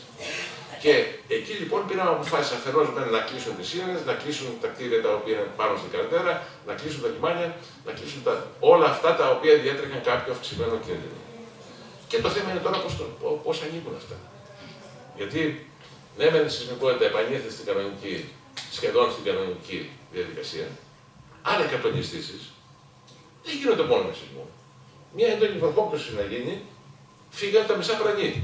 Στα καλά του Καθουμπένου, όπως έγινε πολλές φορές στο παρελθόν, φεύγουν τα μισά πρανή. Υπάρχει ένα τεράστιο λοιπόν, και κλείνω εδώ, πολεοδομικό θέμα στη Σαντορίνη, το οποίο είναι και βέβαια δυσεπίλητο και το οποίο δημιουργεί κινδύνους. Ο κίνδυνος είναι δεδομένος υψηλός και για σεισμό και για ηφαίστειο κτλ. Από ό,τι είναι σε άλλα σημεία της χώρας. Εντάξει. Η τροτότητα όμως των συστημάτων είναι ιδιαίτερα υψηλή. Κίνδυνος υψηλός. Με υψηλή τροτότητα η διακινδύνευση πάει στα ύψη, πάει σε εκθετικό βαθμό. Γι' αυτό αναγκαστήκαμε να πούμε και στόπ στην κρουαζιέρα. Μόνο στον Αθηνιό που είναι μικρότερος ο κίνδυνος και βλέπουμε τι θα γίνει στα υπόλοιπα λιμάνια. Που η κρουαζιέρα μονάχα στο παλιό λιμένα έχει 1.700.000 άτομα που αποβιβάζει. Έχω μια ερώτηση μόνο συμπληρωματική πάνω σε όλα αυτά. Σε αυτή τη στιγμή σε ποια φάση είμαστε? Έχουν ξανανοίξει τα ξενοδοχεία πάνω στην καλτέρα, έχουν γεμίσει τις πισίνες με νερό, έρχεται η σεζόν, έχει αρχίσει η σεζόν? Ναι, είναι ένα πολύ δύσκολο ερώτημα το οποίο τέθηκε στην Επιτροπή με πολύ μεγάλη πίεση. Τι θα κάνουμε? Το να πούμε ανοίγουν οι πισίνες, έτσι, είναι πολύ απλό. Ποιες πισίνες ανοίγουν? Οι αυθαίρετες, οι μη αυθαίρετες, αυτές που έχουν άδεια και δεν έχουν στην πραγματικότητα άδεια, αυτές που έχουν άδεια πραγματικά. Αυτές που μελετήθηκαν από το μηχανικό με βάση τον αντισημικό κανονισμό ή όχι. Είναι τουλάχιστον 15 περιπτώσεις κατασκευών και κολυβητικών δεξαμενών, τις οποίες πολλές φορές πώς έχουν ονομάσει? Έχουν ονομάσει δεξαμενές για αμαία, για να πάρουν άδεια. Γιατί υπάρχει ειδική διάταξη στον νόμο που όταν έχει κάποιο σπίτι έναν αμαία, έστω μέσα στο, όχι στην περιοχή Α τεχνολογικού χώρου, στην περιοχή Β και Γ, όπως είναι η Καλτέρα, λοιπόν, μπορεί να κατασκευάσει πισίνα για ιαματικούς λόγους, για ιατρικούς λόγους. Ένα ξενοδοχείο είχε μόνο 9 ιαματικές πισίνες στην κατηφόρα. Λοιπόν, καταλαβαίνετε λοιπόν που πάει η αυθαιρεσία. Λοιπόν, άρα εμείς δεν μπορούσαμε να ξέρουμε όλο το φάσμα της αυθαιρεσίας που υπάρχει στην Καλτέρα της Σαντορίνης και περιοριστήκαμε εδώ με τους συναδέλφους να πούμε ότι η σεισμική δραστηριότητα, πες στο Βασίλη πως το διατυπώσαμε, σταθερά σε χαμηλά επίπεδα, μη όμως δεν έχει επανέλθει στα πρώτη κρίσης φυσιολογικά επίπεδα. Μάλιστα. Κοιτάζοντας προς το μέλλον, και θέλω να ξεκινήσω από εσάς κύριε Καριστάρη και να πούμε από αυτά που μας περιγράψατε όλοι εδώ, ακούσαμε για μια αγαστή συνεργασία επιτροπών, η επιστημονική κοινότητα άμεσα αντιλήφθηκε τη σοβαρότητα του φαινομένου, επικοινώνησε όλα τα δεδομένα και τα στοιχεία σε όλους που τα χρειάζονταν και στην πολιτική ηγεσία για να πάρει τις σωστές αποφάσεις και στο ευρύ κοινό για να είναι ενημερωμένο καθ' όλη τη διάρκεια του φαινομένου. Διορθώστε με αν κάνω λάθος, αλλά ήμασταν και τυχεροί, γιατί το φαινόμενο περιορίστηκε σε μέγεθος και χρονικά και σε ένταση, ώστε δεν είχαμε δραματικές συνέπειες, δεν είχαμε τελικά να αντιμετωπίσουμε μια κρίση. Ήταν μια σμηνοσυρά. Ήταν μια σμηνοσυρά, τη μάθαμε αυτή τη λέξη σήμερα, μια καινούργια λέξη. Αυτό μου ακούγεται σαν μια ενδιαφέρουσα και χρήσιμη και σπουδαία παρακαταθήκη. Σαν δηλαδή έχει δοκιμαστεί μια τεχνογνωσία από τον επιστημονικό κλάδο και ίσως και από την πολιτική προστασία. Δεν έχουμε εκπρόσωπο να σας το επιβεβαιώσω, μπορείτε να μας το πείτε εσείς από την τριβή σας μαζί τους. Αυτό ισχύει, αυτό που κατάλαβα δηλαδή, ότι υπάρχει αυτή η παρακαταθήκη της συνεργασίας μεταξύ των διαφόρων φορέων και των διαφόρων επιτροπών, μπορεί να μας κάνει πιο αισιόδοξο για την αντιμετώπιση παρόμοιων φαινομένων στο μέλλον. Σίγουρα το σύστημα δοκιμάστηκε σε ακραίες συνθήκες και ήταν καταλυτική η καλή σχέση και συνεργασία που αναπτύχθηκε μεταξύ των επιστημόνων. Για να καταλάβετε τι ακριβώς έγινε. Όταν λέμε ότι έβγαινε μέσα σε μία μέρα η δουλειά ενός έτους στο Ινστιτούτο που διευθύνω, στο Γεωδυναμικό Ινστιτούτο, όταν έμπαινα μέσα και ήταν σε κατάσταση πανικού οι αναλυτές, όταν έπαιρνα το βράδυ τηλέφωνο για να έβλεπε κάτι να διορθώσω και ήταν σε πανικό και δουλεύανε ασταμάτητα, διπλοβάρδιες για να τα καταφέρουν με αυτό το φόρτο εργασίας και μάλιστα τι έγινε. Βλέπαμε ας πούμε ότι αυτή η καλή σχέση τελικά απέδωσε και μέσα στο Ινστιτούτο, γιατί ένιωσαν ότι δεν είναι μόνοι οι αναλυτές, αλλά και οι επιτροπές είχαν καλή επικοινωνία. Είναι καταλυτικός παράγοντας αυτό το καλό το κλίμα. Και βέβαια, πότε φαινόταν η αντίθεση? Όταν εμείς αγωνιούσαμε, βλέπαμε, παλεύαμε με το φαινόμενο και ακούγαμε και κάποιες φωνές ακραίες απ' έξω. Αυτό να μην το ξεχνάμε, ότι όταν υπάρχει μια όριμη απόφαση από μια επιτροπή, την έχουμε μελετήσει επανειλημμένα, όταν έχουμε στοιχεία, όταν έχουμε δεδομένα που μας λέει κάτι και στον κόσμο επικοινωνείται από άλλους παράγοντες εξωθεσμικούς κάτι διαφορετικό, αυτή τη στιγμή γίνεται ένα μπέρδεμα. Αυτό είναι μια προσοχή. Από εκεί και πέρα, μια περίπτωση ήταν και αυτό το που έγινε στις 14 Φεβρουαρίου. Υπήρχε στο Ευρωμεσογειακό, όπως το λέμε, κέντρο, το EMSXM, ένα σχόλιο ενός χιλιανού συναδέλφου ότι υπήρχε ηφαιστειακός θόρυβος στην Σαντορίνη. Λοιπόν, ναι, δηλαδή, και αναπαρήχθη από Έλληνες αυτό το πράγμα. Καταλαβαίνετε, ο κόσμος τους να μην ξέρει τι είναι ηφαιστειακός θόρυβος, είναι το volcanic tremor, είναι το προστάδιο της έκρηξης. Όταν δηλαδή κάποιος νιώσει ένα συνεχές βουητό και τρέμορ, με ένα τρέμουλο ας πούμε, συνεχές για ώρα, αυτό είναι το προστάδιο της έκρηξης. Έτσι, ένα από τα προστάδια. Και αυτό αναφερόταν στη Σαντορίνη. Είχε πάρει το σεισμογράφημα του σεισμογράφου της θύρας και είχε κάνει σχόλιο ότι ξεκίνησε το volcanic tremor. Εκείνη την ώρα ήμασταν σε συνεργασία οι σεισμολόγοι και μάλιστα αναλύσαμε τα στοιχεία εκείνη την ώρα. Η επιτροπή που συνεργαζόμασταν, η υποεπιτροπή ήταν των σεισμολόγων και είδαμε ότι δεν ήταν volcanic tremor, ήταν πολλά μικρά γεγονότα διαδοχικά τα οποία δημιουργούσαν αυτό το αίσθημα, αλλά ήταν όχι στη Σαντορίνη, ήταν στην Άνυδρο, ήταν μακριά και δεν ήταν σίγουρα σε καμία περίπτωση ηφαιστειακός θόρυβος στο νησί της Σαντορίνης. Αλλά θέλω να πω πώς αυτή η λάθος πληροφορία αναπαράγεται μετά και δημιουργείται ένας πανικός κτλ. Ή όταν και άλλοι μιλούσαν για προσεισμική ακολουθία, μιλούσαν για διάφορα φαινόμενα, για κατακλυσμίες καταστάσεις κτλ. Εκεί θέλει ψυχραιμία. Ευτυχώς ο κόσμος εμπιστεύθηκε τις φωνές τις επίσημες, τις θεσμικές, των δύο επιτροπών του ΟΑΣΠ, της Επιτροπής Εκτίμησης Σεισμικού Κινδύνου και Ηφαιστειακού Κινδύνου. Άκουσε ακριβώς τι επικοινωνούσαμε καθημερινά και όλα πήγανε καλά. Αλλά όντως, σε αυτό που λέτε, υπάρχει μια παρακαταθήκη επικοινωνιακής πολιτικής και όχι μόνο. Είναι ενδιαφέρον, ίσως το κόλπο που επιστρατευτήκατε και πέτυχε, ήταν ότι όντως μιλάγατε κάθε μέρα. Δηλαδή η πληροφορία ήταν διαρκή. Παίρναμε συνέχεια πληροφορία από επίσημα χείλη. Ναι, το επιλέξαμε αυτό γιατί είναι χειρότερο να κρύβεις κάτι.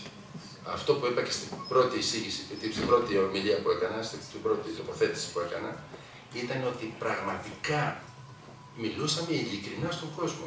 Όταν κάτι δεν πήγαινε καλά, το ειδοποιούσαμε ότι αυτή τη στιγμή πρέπει να είναι προσεκτικός. Γιατί αυτό έλεγαν οι μετρήσεις, αυτό είναι δεδομένα. Όταν πάλι είχαμε τα πρώτα σημάδια βελτίωσης, πάλι το επικοινωνήσαμε με ειλικρίνεια, αλλά με κάποιο συντηρητικό τρόπο. Και όταν μετά έδωσε η ίδια η φύση ότι βαίνει προς το τέλος της υποδρομή, πάλι πρώτοι βγήκαμε και είπαμε αυτή τη στιγμή πάνε καλά τα πράγματα και τότε υπήρχαν ακραίες φωνές. Ενώ λέγαμε ότι έχουμε μπει σε ύφεση, πάλι υπήρχαν οι ακραίες φωνές που λέγανε μην πιστεύετε τους σεισμολόγους, τους θεσμικούς, η κρίση συνεχίζεται και θα έρθει μεγάλος σεισμός κτλ. Λοιπόν, θέλει μια αυτοσυγκράτηση και από όλους, νομίζω τους. Ωραία, νομίζω ότι ήταν ένα καλό case study για το πώς αντιμετωπίζετε μια κρίση που τραβάει και σε βάθος χρόνου. Κυρία Αντωναράκου, πείτε μας εσείς τα δικά σας μαθήματα από τη λειτουργία της Επιτροπής και πώς πιστεύετε ότι αυτή η παρακαταθήκη θα είναι χρήσιμη και σε αντίστοιχες κρίσεις στο μέλλον. Αναπόφευκτες, γιατί εντάξει, θα συνεχίσουμε να σταματήσουμε σε αυτό. Ναι, κοιτάξτε, αυτό που μάθαμε από όλη αυτή από αυτό το φαινόμενο και την διαχείριση αυτού του φαινομένου είναι ότι η πρόληψη είναι ζωτική σημασίας. Ότι αυτή η συνεργασία που αναφέρουμε και συζητάμε τώρα όλων των επιστημόνων, των κρατικών φορέων και των τοπικών αρχών πρέπει να είναι συνεχής και δυναμική. Αλλά και σαν κοινωνία θα πρέπει να εργαστούμε στο προ-κρίσης, στο προ-κινδύνου στάδιο. Και με αυτά που ακούσαμε για τις υποδομές και όλα αυτά, πρέπει λίγο να οικειοποιηθούμε αυτό το προ-κρίσης στάδιο και να προλαμβάνουμε αυτές τις καταστάσεις. Αλλά και η παρακαταθήκη αυτή, όπως λέτε, θα είναι χρήσιμη και για το μετά κρίσης στάδιο, όπου πρέπει να φροντίσουμε και την αποκατάσταση των ζημιών, αλλά και των ψυχολογικών επιπτώσεων των κατοίκων και φυσικά των οικονομικών επιπτώσεων που έχουν όλα αυτά. Αλλά τα δοκιμάσατε όλα αυτά, την τεχνογνωσία αυτή την έχετε αυτή τη στιγμή. Ναι. Δοκιμάστε στο πεδίο, σε πραγματικό. Ακριβώς, και αυτό που αποκτήσαμε επίσης είναι ότι και η τεχνογνωσία αλλά και ο μηχανισμός ανάλυσης και εκτίμησης της σεισμικής δραστηριότητας βελτιώθηκε πάρα πολύ. Μπήκανε πάρα πολλοί σεισμογράφοι, έτσι δεν είναι. Ενισχύθηκε το δίκτυο, που αυτό βέβαια είναι ένα εργαλείο που θα βοηθήσει πάρα πολύ στο μέλλον. Επίσης αυτή η επικοινωνία που υπήρχε με τους πολίτες είναι μια παρακαταθήκη για το μέλλον. Και όχι μόνο για την ενημέρωση, αλλά και για την εκπαίδευση πάνω σε θέματα και κινδύνων και φυσικών καταστροφών, αλλά και διαχείρισης κρίσεων. Κύριε Βουγιοκαλάκη, θέλω να μας περιγράψετε, παίρνω αφορμή από την νήξη που κάνατε στην πρώτη σας τοποθέτηση, να μας περιγράψετε πώς θα μοιάζει μια έκρηξη ηφαιστείου ρεαλιστικά στην Ελλάδα. Ένα σενάριο για το τι μπορούμε να περιμένουμε. Μας είπατε λίγο σε αδρές γραμμές, πείτε μας δύο λόγια παρακάτω. Ένα σχόλιο πριν για το τι μας δίδαξε και τι μας βοήθησε η κρίση. Ήταν τεράστια η βοήθεια, η ωφέλεια, η ενοργάνωση που είπε η κυρία Αντωναράκου, δηλαδή σήμερα το δίκτυο που έχουμε σαν Σαντορίνη είναι απίστευτο. Από σεισμογράφους, από GNSS. Άλλαξε εξαιτίας της κρίσης κατά τη διάρκεια της κρίσης. Προσθέθηκαν επί 10, θα έλεγα. Οκ. Μεγάλη. Γιατί και η κατάσταση του ηφαιστείου. Να ρωτήσω κάτι τώρα, πού βρέθηκε η χρηματοδότηση τώρα, γιατί φαντάζομαι αυτό δεν ήταν το πρόβλημα πριν. Αυτό είναι δύσκολη ερώτηση. Το μεγαλύτερο κομμάτι ήταν ήδη διαθέσιμο σε διάφορα επιστημονικά Ινστιτούτα. Βοήθησε η κοινότητα του εξωτερικού, οι συνάδελφοι από τα ιδρύματα του εξωτερικού και τώρα βρισκόμαστε σε μια φάση χρηματοδότησης, ελπίζω, δεν ξέρω, θύμη αυτή μηνύματα έχει, ελπίζουμε η χρηματοδότηση και αυτή να προχωρήσει για να είναι ακόμα πιο σίγουρα και ακόμα πιο σταθερά. Άρα η ενοργάνωση πολύ φοβερά σημαντικό είναι τα προωθημένα εργαλεία που χρησιμοποιήθηκαν. Δηλαδή ο Βασίλης δεν το είπε, δεν ξέρω με την εφροσύνη, αλλά artificial intelligence για να αναλύεις τα δεδομένα και να βλέπεις τους μηχανισμούς γένεσης, τα υποκέντρα, γιατί αυτό μας ενδιαφέρουν. Κυρίως δηλαδή τι εμπλέκεται και πώς εμπλέκεται. Αυτό είναι κάτι το οποίο το χρησιμοποιούσατε κατά τη διάρκεια της εξέλιξης του φαινομένου. Είναι χρήσιμο τώρα για την ανάλυση μετά. Όχι, ήταν καθημερινά. Καθημερινά Ήταν ό,τι τελευταία τεχνολογία υπήρχε, χρησιμοποιήθηκε στη Σαντορίνη. Πού την βρήκατε αυτή, την είχαμε αυτή την είχαμε, την έχουμε αναπτύξει και γενικά να σας πω και το άλλο και συγγνώμη. που παίρνω το λόγο, ναι. Λοιπόν, έχουμε αναπτύξει πάρα πολλές τεχνολογίες στη σεισμολογία, εχμής στην Ελλάδα. Είμαστε σε επίπεδα τα οποία είναι εφάμιλα και της Ευρώπης, αλλά πολλές φορές και των πιο προηγμένων χωρών σεισμολογικά της Αμερικής και της Ιαπωνίας. Προσπαθούμε να αναπτύσσουμε. Το θέμα είναι ότι αυτό κάποια στιγμή θα πρέπει να βρεθεί και σε ένα πεδίο εφαρμογής. Ναι, αλλά ωραία, μας περιγράφετε πάρα πολύ ωραία και συγγνώμη κύριε Βουλιοκαλάκη, γιατί θα πάρω την αφορμή τώρα γι' αυτό. Στην Καλιφόρνια και στην Ιαπωνία, που έχουν επίσης σεισμούς όπως έχουμε και εμείς, πλούσιες χώρες, όπως θέλουμε να αποκαλούμαστε και εμείς, έχουν συστήματα προειδοποίησης. Έγκυρες προειδοποίησης. Ναι. Και εμείς έχουμε. Έχουμε, το έχουμε αναπτύξει. Πολλοί ίσως θα έχετε ακούσει για το σύστημα το Άρης που έχει αναπτύξει το Εθνικό Στερεοσκοπείο Αθηνών στην περιοχή του Ανατολικού Κορινθιακού και της Αττικής. Λειτουργεί τα τελευταία 5 χρόνια άψογα. Άρα τι σημαίνει αυτό, ότι άμα πριν 10 λεπτά πριν από τον επόμενο μεγάλο σεισμό στην Αθήνα θα μας έρθει μήνυμα στο κινητό? Δευτερόλεπτα. Αυτό τι είναι, είναι προειδοποίηση. Ναι, είναι όμως συνδυασμένο. Δεν είναι έτοιμο να μάθουμε. Ακούστε. Το θέμα είναι ότι είναι συνδυασμένα αυτά τα συστήματα με αυτοματοποιημένα μέτρα. Δηλαδή, για παράδειγμα, ένα τρένο. Πάμε και στα τρένο. Λοιπόν, όταν έχουμε ένα τρένο και κινείται με 140-150 χιλιόμετρα την ώρα, ποιοι είναι τα παιδιά σας μέσα? Δεν θέλετε πριν εκτροχιαστεί να πάρει ένα σήμα, να φρενάρει στα 30 και 40 χιλιόμετρα και να έρθει μετά? Αυτό γίνεται στην Ιαπωνία.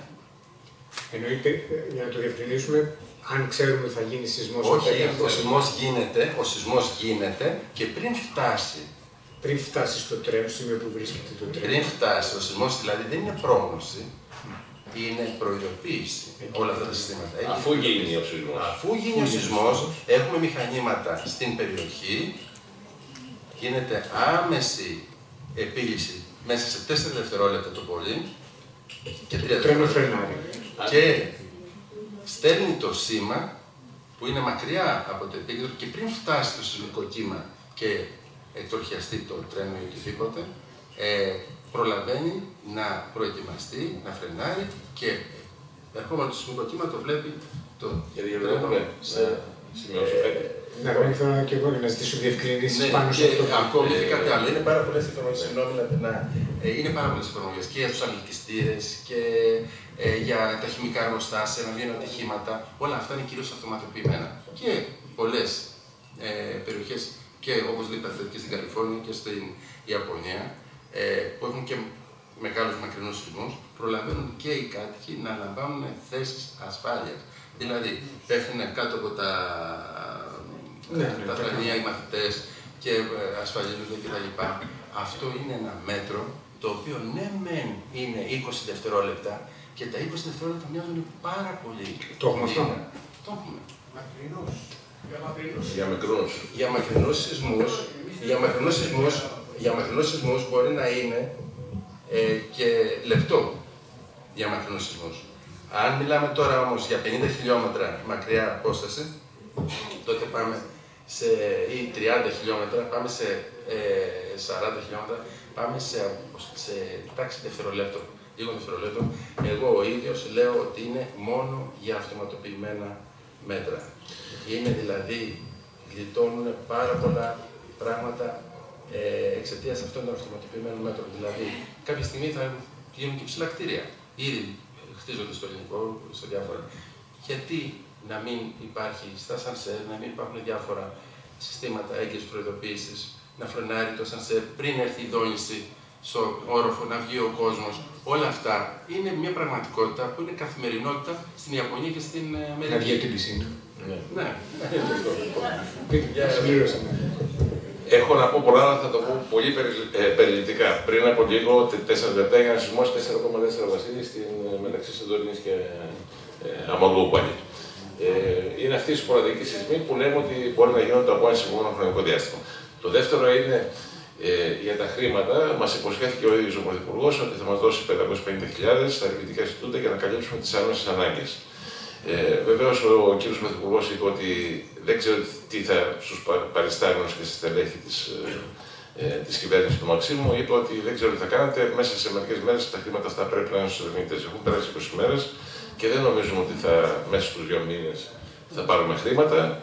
Γιατί το σύστημα είναι τέτοιο που δεν επιτρέπει σε καμία περίπτωση να κάνουμε κάποιες διαδικασίες. Λοιπόν, πάντως είναι μια θετική έκβαση ότι θα πάρουμε 570.000 για να καλυφθούν τα άμεσα και βασικά έξοδα τα οποία ουσιαστικά δημιουργήθηκαν από τη δραστηριότητα.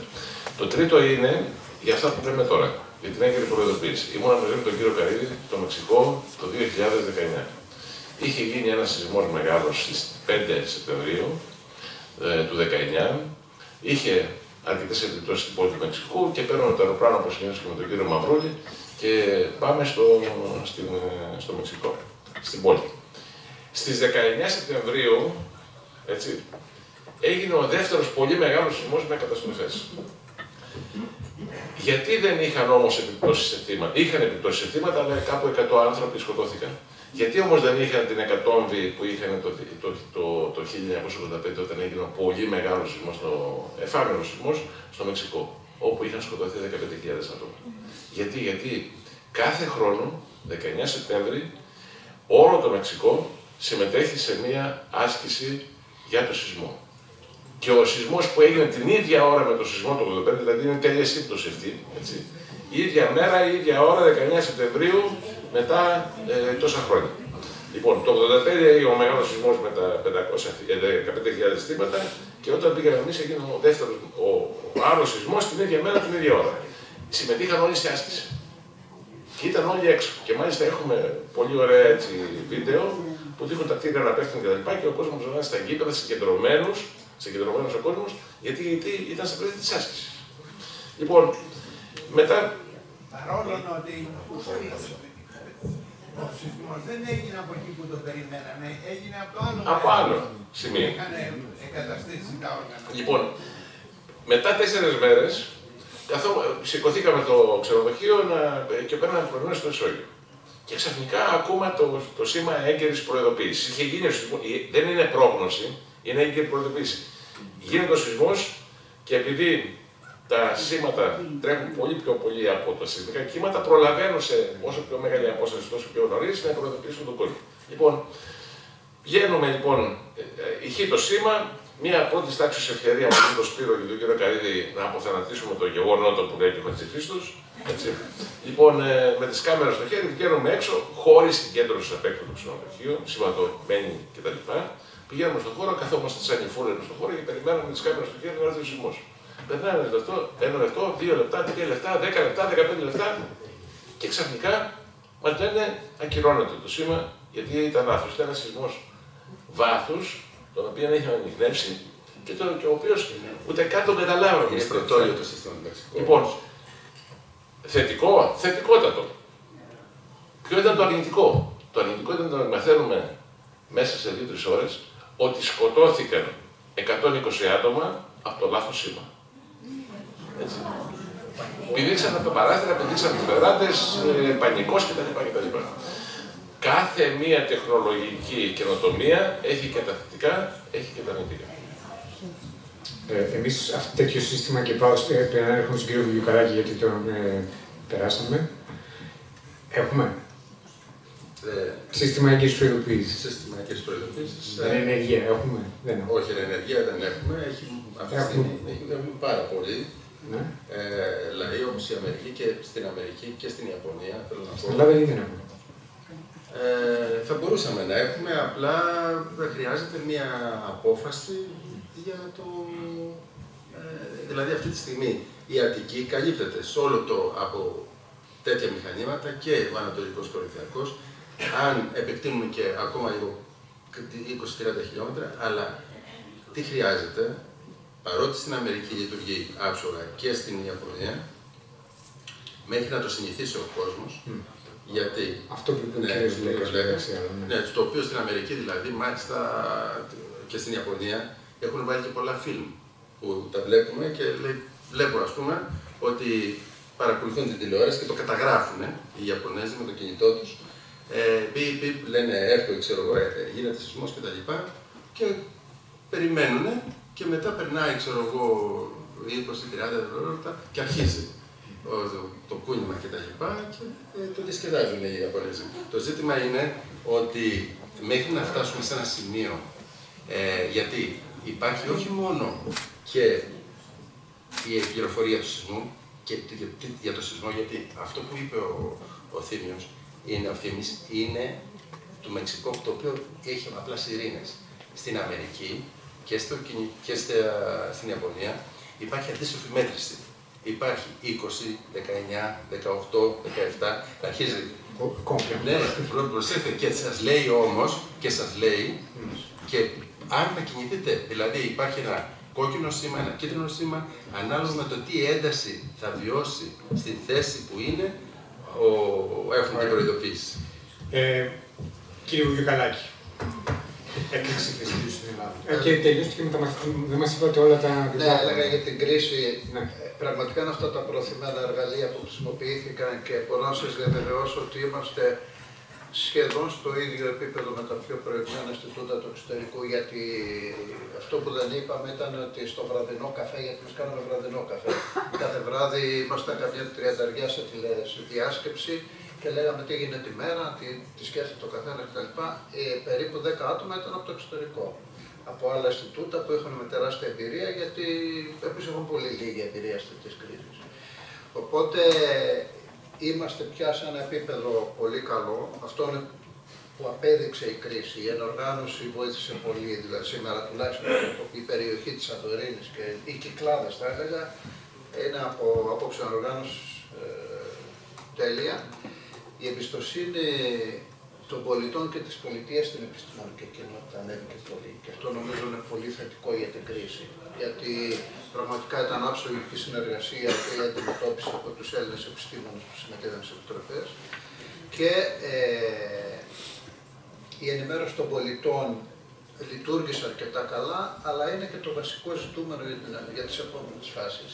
Να ξέρουν οι πολίτες πώς θα συμπεριφερθούν και για αυτά που έχουμε σχέδια άμεσες ανάγκες να έχουν γίνει ασκήσεις. Δηλαδή αυτό που γίνεται στην Φλόριντα, στην Καλιφόρνια ή στην Ιαπωνία, για παράδειγμα το σχέδιο Τάλος μέχρι τώρα, που είναι το σχέδιο για να αντιμετωπίσει την ηφαιστειακή κρίση στη Σαντορίνη, μέχρι τώρα δεν έχει γίνει καμιά άσκηση.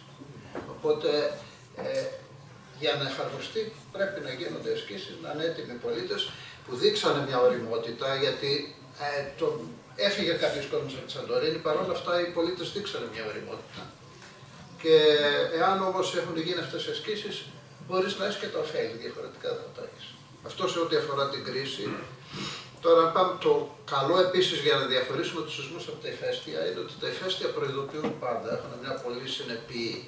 Δηλαδή, μπορείς να κάνεις πρόγνωση. Στο σεισμό μέχρι τώρα δεν είναι δυνατή η πρόγνωση. Στα ηφαίστεια έχουμε πρόγνωση μεγάλο διάστημα πριν. Οπότε έχουμε από τη στιγμή που έχεις ένα πολυπαραμετρικό δίκτυο εγκατεστημένο για χρόνια, ξέρεις την κατάσταση της ισορροπίας του ηφαιστείου, μπορείς να προβλέψεις πότε την υπερβαίνει. Και πάμε στο κίτρινο, το πορτοκαλί και για να φτάσει στο κόκκινο. Οπότε είσαι πολύ πιο έτοιμος από ένα σεισμό. Ο σεισμός είναι ουσιαστικά πρόβλεπτος. Οπότε τα ηφαίστεια τα παρακολουθούμε, γι' αυτό έχουμε και μια βεβαιότητα ότι θα έχουμε τη δυνατότητα να πάρουμε μέτρα σε περίπτωση που εκδηλωθεί η έκρηξη. Και επειδή είναι πολύ συνεπή σε οργανισμοί τα ηφαίστεια, επειδή συμπεριφέρονται πάντα στο μέλλον όπως συμπεριφέρθηκαν στο παρελθόν, ξέρουμε, ας πούμε, δηλαδή αν θα έχουμε μια έκρηξη σήμερα στη Σαντορίνη, από τη στιγμή που θα είναι από τις καμένες, τη στιγμή που ενεργοποιηθούν οι καμένες, θα έχουμε μια έκρηξη ίδια με αυτή του 1925-26. Δηλαδή για 2-3 χρόνια, κυρίως εκροή λάβας πάνω στις καμένες και μικρές εκρήξεις που δεν ξεπερνάνε τα 3-4 χιλιόμετρα ύψος η στάχτη, που το μόνο δηλαδή πρόβλημα που θα έχουμε να αντιμετωπίσουμε για τη Σαντορίνη είναι η στάχτη και τα αέρια, αλλά κυρίως η στάχτη, τα αέρια δεν είναι μέσα, που προς ποια κατεύθυνση θα κινείται και για να ενημερώνεις τους πολίτες όταν χρειάζεται να μην κυκλοφορούν έξω, να μείνουν στα σπίτια, να φορέσουν μια μάσκα, και κυρίως και για τα μέσα μεταφοράς. Το αεροδρόμιο είναι σημαντικό, γιατί ξέρεις ότι κάποιες μέρες θα κλείσει, λίγες, μπορεί να είναι 20 μέρες το χρόνο, δηλαδή στα 3 χρόνια το αεροδρόμιο μπορεί να μείνει κλειστό για 30-40 μέρες από μια έκρηξη τύπου 25-26. Οπότε επειδή είναι γνωστά αυτά, υπάρχει το σχέδιο άμεσης, το σχέδιο Τάλος. Από τη στιγμή που έχουμε και κάποιες ασκήσεις που να μας βεβαιώνουν ότι θα εφαρμοστεί όπως πρέπει, δεν θα έχουμε κανένα πρόβλημα. Και αυτό είναι το χειρότερο σενάριο, το πιο έντονο σενάριο. Αυτό είναι το πιο πιθανό. Το πιθανότερο σενάριο. Έχουμε ακραία σενάρια, αλλά ακόμα και στο ακραίο σενάριο, δηλαδή μια έκρηξη που θα φτάσει 12 χιλιόμετρα ύψος στη Στάχτη και θα καλύψει ένα κομμάτι της Σαντορίνης κτλ., δεν έχουμε εκένωση του νησιού. Ούτε καν εκένωση του νησιού. Δεν υπάρχει καν εκένωση του νησιού. Δηλαδή είναι μέτρα που μπορείς να πάρεις και να τα αντιμετωπίσεις χωρίς να δημιουργηθεί σωματικό πρόβλημα. Καθησυχαστικό, έχω και άλλες ερωτήσεις εγώ, αλλά δεν θέλω να μονοπολίσω το πάνελ. Αν θέλετε, μπορείτε να κάνετε και εσείς. Λοιπόν, ανοίγουμε λίγο τη συζήτηση και σε εσάς, με χεράκια. Δεν ξέρω αν έχετε διαθέσιμα μικρόφωνα για να πηγαίνουμε σε όποιους είναι. Όποιος και όποια θέλει, σηκώνετε το χέρι, μας λέτε το όνομά σας και σε ποιον απευθύνετε την ερώτησή σας. Εγώ ήθελα να ρωτήσω μία ερώτηση που μου την κάνουν όλη εμένα, γιατί είμαι γεωλογία, είμαι σεισμολόγος, έχω σπουδάσει γεωλογία και πάρα πολλοί κόσμος με ρωτάει και γι' αυτό ήθελα να φαντάζομαι ίσως και πολύ από το κρατήριο και να πει γιατί λοιπόν δεν μπορούμε να προβλέψουμε τους σεισμούς, τουλάχιστον με κάποια περίοδο έτσι σχετικά κοντινή. Εμένα τουλάχιστον με ρωτάνε όλοι τις μιλήσω εγώ, γιατί είναι συνολικό. Λοιπόν, θα μιλήσω εγώ, που έχω ασχοληθεί πάρα πολύ και με το θέμα αυτό, με την πρόγνωση. Να ξέρετε ότι είναι μια μεγάλη ιστορία το θέμα των πρόδρομων φαινομένων και της πρόγνωσης. Και να σας πω και μιλάγατε στην αρχή για τον Αναξίμανδρο. Το 550 π.Χ. ο Αναξίμανδρος εκένωσε τη Σπάρτη, τους είπε να βγουν από τα σπίτια και έγινε ο σεισμός μετά, είχε οργική καταστροφή η Σπάρτη και μετά οι άνθρωποι ξανάρχισαν την πόλη με πλήρη ασφάλεια. Και ο Φερικίδης δοκίμασε νερό από πηγάδι και είχε πει ότι θα γίνει σεισμός σε 3 μέρες και όντως έγινε. Θέλω να πω, τα πρόδρομα φαινόμενα και η αξιολόγηση των πρόδρομων φαινομένων υπάρχουν. Και να σας πω ότι και εγώ ίδιος έχω κάνει μελέτες με τις μεταβολές της εδαφικής συγκέντρωσης του ραδιονίου, που είναι ένα αέριο ευγενές ραδιενεργό, το οποίο συνεχώς εκλείεται και αυτή η έκκληση διαφοροποιείται. Υπάρχουν και μεθοδολογίες οι οποίες έχουν με το ηλεκτρομαγνητικό πεδίο, με ηλεκτρικά σήματα από τη γη κτλ. Δεν υπάρχει όμως, και υπάρχουν και αναφορές για earthquake lights που λένε, υπάρχουν και για τη συμπεριφορά των ζώων, όλα αυτά τα έχετε ακούσει, αλλά μην πάμε εκεί. Δεν υπάρχει συστηματικότητα. Τι σημαίνει αυτό? Ότι κάπου δουλεύει, κάπου δεν δουλεύει. Και να σας πω και το άλλο, ότι οι επιστήμονες πήγανε στο Parkfield της Καλιφόρνια, για μια δεκαετία προσπαθούσαν, όλη τη δεκαετία του 80 και μετά, και ακόμα γίνονται προσπάθειες, με μελέτη των αερίων, με μελέτη των ηλεκτρομαγνητικών πεδίων, της ταχύτητας των σεισμικών κυμάτων κτλ. Έχουν εξετάσει τα πάντα ταυτόχρονα. Λοιπόν, περιμένανε λοιπόν ότι ένας σεισμός που στη συγκεκριμένη περιοχή, στο Parkfield, στο ρήγμα του Αγίου Ανδρέου, το Αγίου Ανδρέα γινόταν κάθε 20 χρόνια. Είχε δηλαδή, είχαν δει λέγανε χαρακτηριστικούς σεισμούς, δηλαδή βλέπαν ότι υπήρχε ανά 20 χρόνια και σεισμός σε αυτή την περιοχή. Και περιμένανε λοιπόν πάνω στην 20ετία το σεισμό. Εξοπλιστήκανε, ξέρετε πώς κάνουν οι Αμερικάνοι, τα πάντα, τέλεια, όλα, οτιδήποτε, μεθοδολογία κτλ. Δεν έγινε ο σεισμός όταν θέλανε οι μελετητές έγινε λίγο αργότερα, αλλά χωρίς τα πρόδρομα φαινόμενα που περίμεναν. Δηλαδή, δεν είναι και απόλυτο. Εγώ στις μελέτες που είδα ότι, εν πάση περιπτώσει, υπάρχουν κάποια σήματα σε ειδικές συνθήκες που έχουν να κάνουν και με την κυκλοφορία των ρευστών, σε κάποιες περιοχές κτλ. Που μπορεί να διευκολύνεται η άνοδος του ραδονιού κτλ. Της μεταβολής συγκέντρωσης. Δεν υπάρχει όμως από το σημείο που να λέμε πρόδρομο φαινόμενο μέχρι να κάνει κάποιος σαφή πρόγνωση, είναι μακρύς ο δρόμος. Και στην Ελλάδα υπάρχουν προσπάθειες άλλων επιστημόνων και ξέρετε και την γνωστή μέθοδο Van και τα λοιπά, είχαν κάνει μια πολύ ηχηρή παρουσία τη δεκαετία του 80, κυρίως το 80 μέχρι και το 90.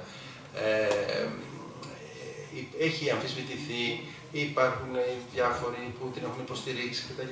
Υπάρχει ένα debate μεγάλο για τις μεθοδολογίες αυτές. Αυτή τη στιγμή όμως, οφείλουμε να παραδεχτούμε ότι δεν υπάρχει καμία σταθερή και σίγουρη μέθοδος πρόγνωσης σεισμού. Και πολύ φοβάμαι ότι είναι πολύ μακριά η μέρα που θα μπορέσουμε να αξιοποιήσουμε την όποια πληροφορία από τα πρόδρομα φαινόμενα για βραχυπρόθεσμη πρόγνωση σεισμού.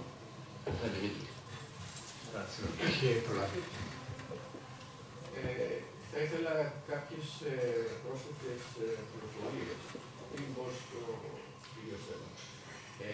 Παρατηρήθηκε ανύψωση στην περιοχή της Ανίδου. Υπήρχε μία ανύψωση, ναι υπήρχε, αλλά και μία κλίση, ας πούμε.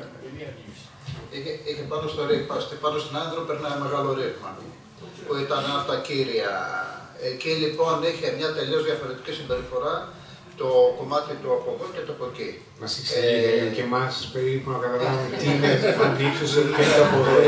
Μιλάμε για τις διαδετικές μετρήσεις με GPS, με GNSS συστήματα, δηλαδή μέτρησης των μετατοπίσεων, των παραμορφώσεων του φλοιού. Και ο κύριος ρωτάει αν υπήρχε στην Άνυδρο, το μικρό νησάκι, η Άνυδρος είναι ένα μικρό νησάκι που είναι μεταξύ. Τι μάθαμε και την Άνυδρο. Ναι, για το ρήγμα της Ανύδρου. Λοιπόν, μεταξύ της Αμοργού και της Σαντορίνης υπάρχει αυτό το μικρό νησάκι, το οποίο, όπως είπε εδώ ο Γιώργος, έχει ένα ρήγμα το οποίο φαίνεται ξεκάθαρα πάνω.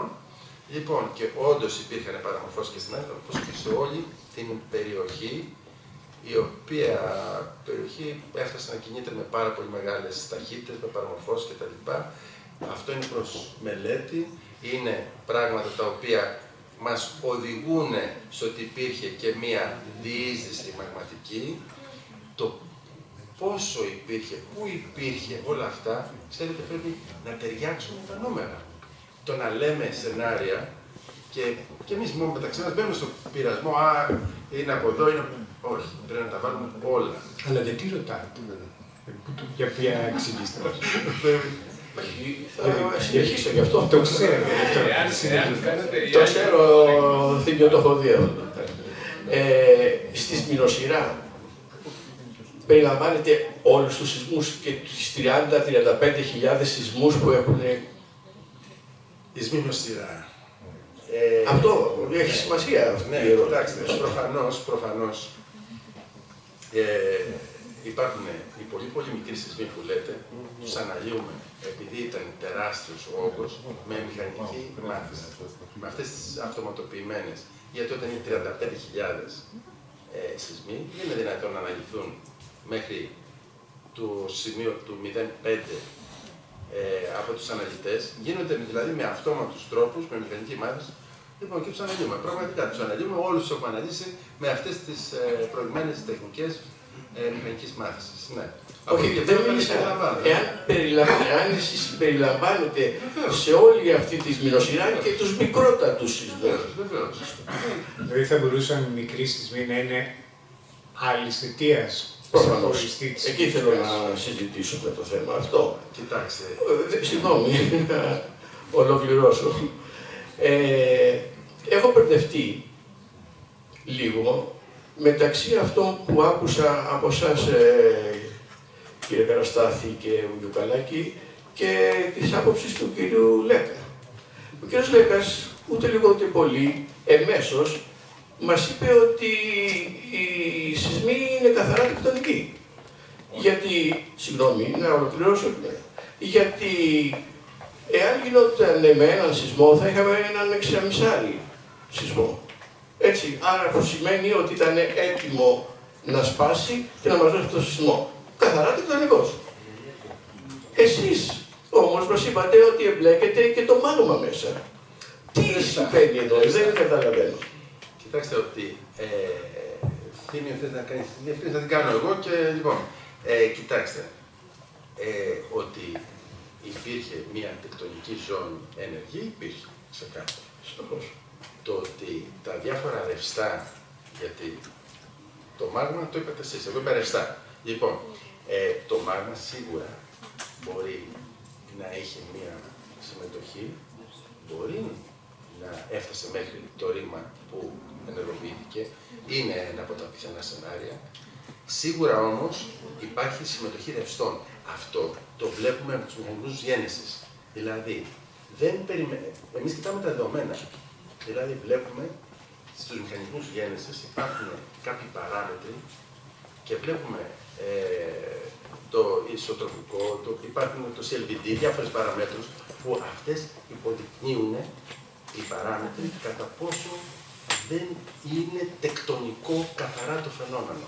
Δηλαδή ότι κάτι μέσα υπάρχει, συνυπάρχει στην όλη αυτή τη τεκτονική διαδικασία. Λοιπόν, η σμηνοσειρά από μόνη της έχει να κάνει με την κίνηση ρευστών μέσα. Άρα δηλαδή υπάρχει, από εκεί και πέρα τώρα, από εκεί και πέρα, ο Ευθύμης είπε ότι αυτή η ενέργεια που εκκλήθηκε, ουσιαστικά, ήταν της τάξης συνολικά το 6,1. Λοιπόν, από εκεί και πέρα, αν είχαμε όλη αυτή την ενέργεια κατευθείαν ως ένα σεισμό, αυτό θα ήταν καταστροφικός. Βέβαια, αυτό που έχουμε υπολογίσει, το 6,1, δεν είναι κατά ανάγκη από το ίδιο ρήγμα. Μιλάμε για μία ζώνη. Ενδεχομένως να είστε και συνάδελφος, έτσι, δεν ξέρω. Λοιπόν, δεν είναι κατά ανάγκη ένα το ρήγμα. Είναι μία ζώνη τεκτονική. Το να προσθέτουμε όλους τους σεισμούς και να βγάζουμε τη συνολική ενέργεια και να την αποδώσουμε σε ένα ρήγμα, ίσως είναι παρακινδυνευμένο. Από την άλλη πλευρά, καλό είναι να έχουμε και μία τάξη μεγέθους σε κάποιο νούμερο, γιατί αν σας λέγαμε σε σεισμική ροπή κάτι, έτσι ίσως καταλαβαίνει κάποιος πολύ πιο άμεσα την ενέργεια που εκκλήθηκε. Δηλαδή, που οι τάσεις που ήταν ήδη συγκεντρωμένες κάπου, γιατί και αυτές αυτή όλη η ενέργεια που εκκλήθηκε δεν εκκλήθη από την μαγματική πίεση, ήταν συσσωρευμένες τάσεις και διηγέρθηκαν από κάποια αίτια και εκκλήθηκε αυτή η ενέργεια. Πάνω σε αυτό θα ήθελα να σας... Πρέπει να κλείσουμε για να δώσουμε και το λόγο σε κάποιον άλλον. Ναι.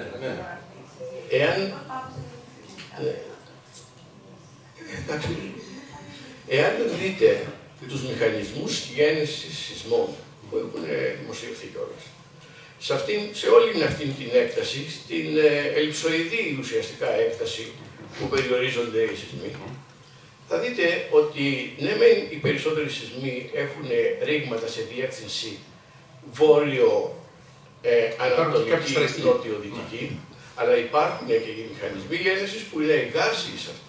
Όπως υπάρχουν και οι μηχανισμοί που είναι σε οριζόντιες. Επομένως, δεν μπορεί να εξηγηθεί με καθαρά μόνο τεκτονικό αίτιο. Να διακόψω λίγο εδώ, γιατί πολυτεχνική. μπαίνουμε σε νερά πολύ βαθιά. Φαντάζομαι ότι έχετε όλοι να συνεισφέρετε σε αυτό. Με δύο κουβέντες, αν είναι εύκολο. Με μια μισή κουβέντα. Τρία πράγματα είχαμε εμείς. Όταν ξεκίνησε η κρίση, το μεγάλο μας πρόβλημα ήταν ποιος είναι ο μέγιστος δυνατός σεισμός που θα πούμε στο Κικίλια ότι περιμένει Σαντορίνη. Και ήταν το 6,5. Βγήκε από την ενεργοποίηση όλου του χώρου. Λες, ο χώρος είναι τόσος, αν εκδηλωθεί ένα ρήγμα που πιάνει όλο το χώρο θα μας δώσει ένα εξαμισάρι. Και αυτό ήταν το worst case που ξεκινήσαμε να κουβεντιάζουμε. Τεκτονικά. Στη συνέχεια, μετά τις 5-6 μέρες που βάλαμε και πολλά όργανα και είχαν τα παιδιά και στο αστεροσκοπείο προπονηθεί καλά και αρχίσαμε να έχουμε τους μηχανισμούς των υποκέντρων, δηλαδή πώς φάει το πέτρωμα κάτω. Άρχισε να βγαίνει πάνω από τους τεσσάριδες, περίπου το 40% των σεισμών, ότι είναι αυτό που λέμε εμείς non-double couple, δηλαδή ότι συμμετέχει τρεστό, ότι λιπαίνεται από κάτι. Άρα ξέραμε, ξεκίνησε το δεύτερο. Για πάνω από 4, γιατί κατά το 4 δίσκο δεν μπορείς να κάνεις αυτή την ανάλυση. Δεν είναι μόνο η λίπανση. Όχι, είναι ο μηχανισμός γέννησης είναι σαφέστατος και δεν μπορεί να αμφισβητηθεί. Δηλαδή, όταν βλέπεις αυτό το πριν, και το τρίτο ήταν η παραμόρφωση του χώρου, γιατί είχαμε μια τεράστια παραμόρφωση στο χώρο, όλα μέχρι η νιός πήρε κατά πάνω. Δεν είναι, δηλαδή τα GNSS και τα δορυφορικά μας είχαν μια τεράστια παραμόρφωση.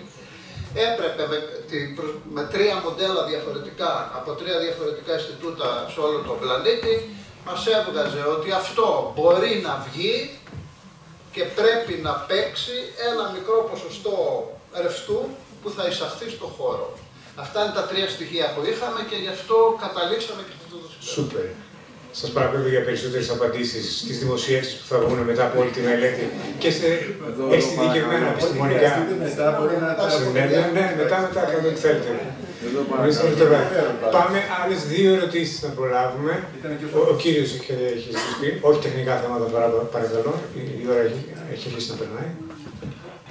Θα ήθελα να συνεισφέρω λίγο στο θέμα της πρόγνωσης. Για ποιο λόγο δεν γίνεται δυνατή πρόγνωση των σεισμών? Θα σας βάλω ένα ερώτημα. Ο άνθρωπος έχει φτάσει στα πέρατα του διαστήματος. Έτσι έχει στείλει το διαστημόπλαιο το Hubble, το οποίο έχει αλλάξει την εικόνα του διαστήματος. Έχει κατεβάσει όργανα στα βάθη του ωκεανού, που είναι πολύ μεγαλύτερα βάθη από ό,τι είναι το Everest. Έτσι, παντού έχουν πάει όργανα. Γιατί δεν έχει πάει στο εσωτερικό της Γης? Γιατί δεν μπορεί? Είναι τέτοιες οι θερμοκρασίες που αναπτύσσονται, ότι όποιο όργανο να μπει κάτω από ένα ορισμένο βάθος των 5 χιλιόμετρων έξω θα διαλυθεί, θα λιώσει. Αν λοιπόν ο σεισμολόγος δεν έχει μια εικόνα του τι γίνεται στο βάθος των 10-15 χιλιόμετρων που συμβαίνουν οι σεισμοί, δεν μπορεί να κάνει τίποτα. Περιμένει να γίνει το φαινόμενο, να έρθουν τα σεισμικά κύματα στην επιφάνεια και να μπορέσει να ασχοληθεί. Δεν είναι σαν τον γιατρό που έχει τον ασθενή μπροστά του και του λέει: Κάνε αυτό, κάνε εκείνο, κάνε το άλλο. Περιμένουμε να γίνει ο σεισμός για να μπορέσουμε να πάρουμε μια εικόνα. Αυτός είναι ο λόγος που έχουμε αδυναμία στην πρόγνωση των σεισμών. Πιο καλά το απάντησε από εσάς.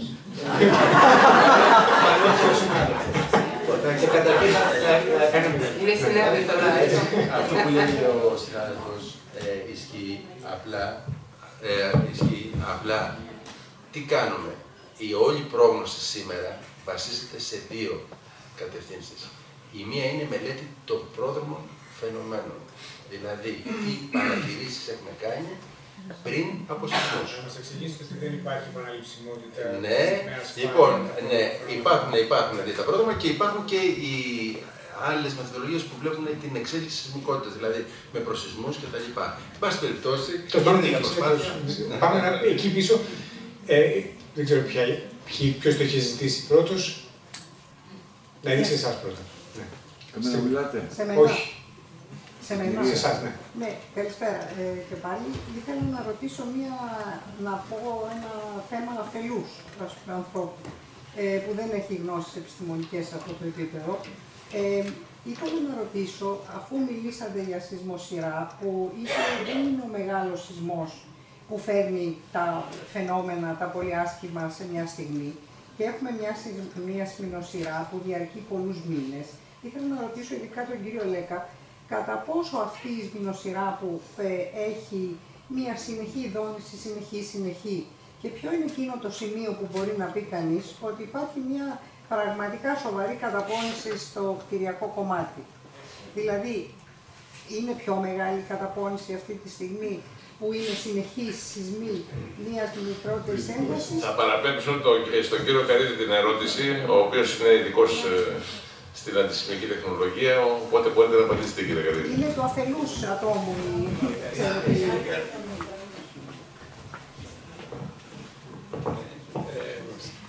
Λοιπόν, ποια είναι η συγκεκριμένη ερώτηση με δύο λόγια? Ποια είναι η επίπτωση των σεισμών στις κατασκευές? Ακριβώς. Σε σύγκριση με έναν μεγαλύτερο σεισμό, που είναι μία φορά και μετά ένα... Να πούμε πρώτα για τους σεισμοσεισμούς. Λοιπόν, θεωρώ ότι δεν υπάρχει καμία επίπτωση, για να μην λέω πολλές κουβέντες. Ιδιαίτερα όμως, εξαρτώμαστε από τις κατολιστήσεις.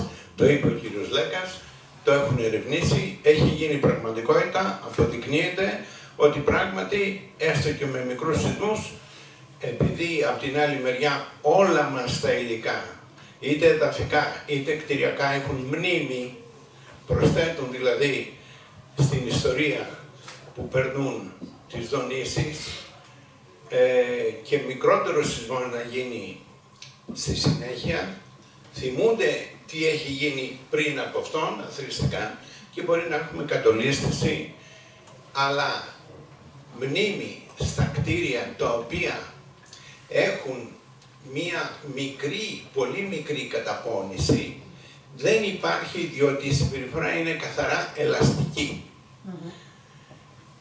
Το όριο είναι μεταξύ πλαστικής συμπεριφοράς. Πλαστική είναι όταν τεντώνεις ένα σύρμα και μένει εκεί τεντωμένο, οπότε την επόμενη φορά που το ξανατεντώνεις ξεκινάει από εκεί που έμεινε πριν, ενώ η ελαστική, όπως ξέρουμε, το τεντώνεις, ξαναγυρίζει το ελαττήριο, το ίδιο και το ίδιο και το ίδιο. Είμαστε λοιπόν με τους μηνοσεισμούς στην περιοχή της ελαστικής συμπεριφοράς των κατασκευών, όχι όμως της συμπεριφοράς των πρανών, ιδιαίτερα προς τα καλτέρα, και για πολλούς άλλους λόγους που δεν είναι του παρόντος. Σας ευχαριστώ πολύ. Και εγώ ασφαλώς νομίζω το κατάλαβα ότι υπάρχει μικρότερος κίνδυνος από τη σειρά αυτή. Και πάμε σε δύο τελευταίες ερωτήσεις, η κυρία και ο κύριος πάνω. Πρώτα η κυρία. Ναι, καλησπέρα σας. Ήθελα να κάνω μία αφελή και εγώ ερώτηση. Αν κατάλαβα καλά, οι σεισμοί μπορούν να προβλεφθούν. Τα ηφαίστεια μπορούν. Θεωρείτε λοιπόν ότι στα πλαίσια της λειτουργίας του 112, γιατί υπάρχουν και άλλα ηφαίστεια και στην Αττική περιοχή, θα ήταν ωφέλιμη για το κοινό το να ξέρουμε να προβλεφθεί η έκρηξη ενός ηφαιστείου? Η μία ερώτηση. Η δεύτερη ερώτηση είναι, αν το καλοκαίρι πιστεύετε ότι το ηφαίστειο της Σαντορίνης, με αυτά τα δεδομένα, θα είναι επισκέψιμο? Αν θα μπορούν κάποιοι... Στην Καμένη, λέτε, πάνω το... Στην Καμένη, ναι. Στην Καμένη, που πάει κανείς και βλέπει τις διάφορες διαστρωματώσεις από το 25, το 56 κλπ. Αν θα μπορεί κάποιος να πάει το καλοκαίρι και να βλέπει και τις ακνιστές της πέτρες, να μαζεύει και να επιστρέφει στο νησί. Ευχαριστώ. Κύριε Μικαλάκη, λοιπόν, το 112 είναι χρήσιμο για όλα. Κυρίως όμως τις εκρήξεις, δηλαδή σε περίπτωση δραστηριοποίησης ηφαιστείου, το χρειαζόμαστε για να ειδοποιούμε για στιγμιαία επεισόδια. Δηλαδή, γίνεται μια έκρηξη, τεινάζεται η στάχτη στον αέρα, εμείς έχουμε τα ραντάρ από διάφορες θέσεις, έχουμε τα μετεωρολογικά όλα και μέσα σε λίγα δευτερόλεπτα προβλέπουμε ότι σε 10 λεπτά η στάχτη θα έχει συγκέντρωση 10 μιλιγκράμμ στα φυρά. Άρα χρειάζεται το 112 για να στείλεις ένα μήνυμα στον κόσμο που κινείται στην περιοχή των φυρών ότι ξέρετε στα επόμενα 8 λεπτά ή θα μπείτε στα σπίτια σας και θα κλείσετε τα παράθυρα, αν είστε στο αυτοκίνητο θα κλείσετε το παράθυρο και θα περιμένετε 15 λεπτά να περάσει στάχτη κτλ. Δηλαδή σε τέτοια επεισόδια είναι απαραίτητο το 112. Στα στιγμιαία, σε ό,τι αφορά την επισκεψιμότητα της Καμένης, αυτή τη στιγμή δεν υπάρχει κανένα πρόβλημα. Εάν περάσουμε στο επίπεδο, τώρα είμαστε ακόμα και το κρατάμε στο κίτρινο γιατί είναι πολύ χαμηλό κίτρινο, γιατί και αυτά έχουν μια... Είμαστε στα πρώτα στάδια του κίτρινου, δηλαδή συνεχίζει να υπάρχει μια ανησυχία. Από τη στιγμή που ανέβει και φτάσει όταν πούμε ότι θα φτάσει στο πορτοκαλί, εμείς θα απαγορεύσουμε, μάλλον θα προτείνουμε στην πολιτική ηγεσία να απαγορεύσει την πρόσβαση στις Καμένες. Μέχρι τώρα δεν φαίνεται να υπάρχει τέτοιος λόγος. Όταν θα υπάρξει θα ενημερωθεί ο κόσμος και δεν θα γίνει. Άρα δεν είναι, δηλαδή όσο υπάρχει δυνατότητα κάποιος να πάει στην Καμένη σημαίνει ότι είναι ασφαλής. Και οικονομική δυνατότητα. Δεν προβλέπουμε μια εξέλιξη τέτοια. Με το κίτρινο πάμε όμως στην Καμένη, δεν έχουμε πρόβλημα. Ναι. Με το κίτρινο είναι οκ. Και ο κύριος. Ναι. Από πίσω ο κύριος. Γεια σας. Ήθελα να ρωτήσω στην περιοχή που πάντα κρουαζιερόπλια, το Τελεφερίκ και όλα από πάνω που μας είπε ο κύριος Λέκας είναι παράνομα. Αυτά τι γίνονται? Θα τα γκρεμίσει η πολιτεία ή... Γιατί κανονικά θα τα γκρεμίσει. Αυτό είναι το 2,7% του ΑΕΠ που λέει. Ναι, αλλά σκεφτείτε ότι άμα πέσουμε... Θεωρητικά. Άμα πέσουμε θα ξαναπάει κανένα Σαντορίνη. Για να πείτε κύριε Λέκα, τι λένε. Κοιτάξτε, είναι ένα θέμα αυτό με το οποίο ασχολούμαστε 25 χρόνια τώρα. Και το οποίο βέβαια δεν μπορεί να λυθεί. Μία εκδοχή είναι η εξής. Ότι εντάξει, η πολιτεία δεν μπορεί να γκρεμίσει αυτά που είναι αυθαίρετα ή αυτά που είναι. Δεν θέλει, όχι δεν μπορεί. Πώς? Δεν θέλει, όχι δεν μπορεί. Δεν θέλει, ναι. Λοιπόν, μία εισπρακτική μέθοδος είναι να κάνει νομοποίηση των αυθαιρέτων.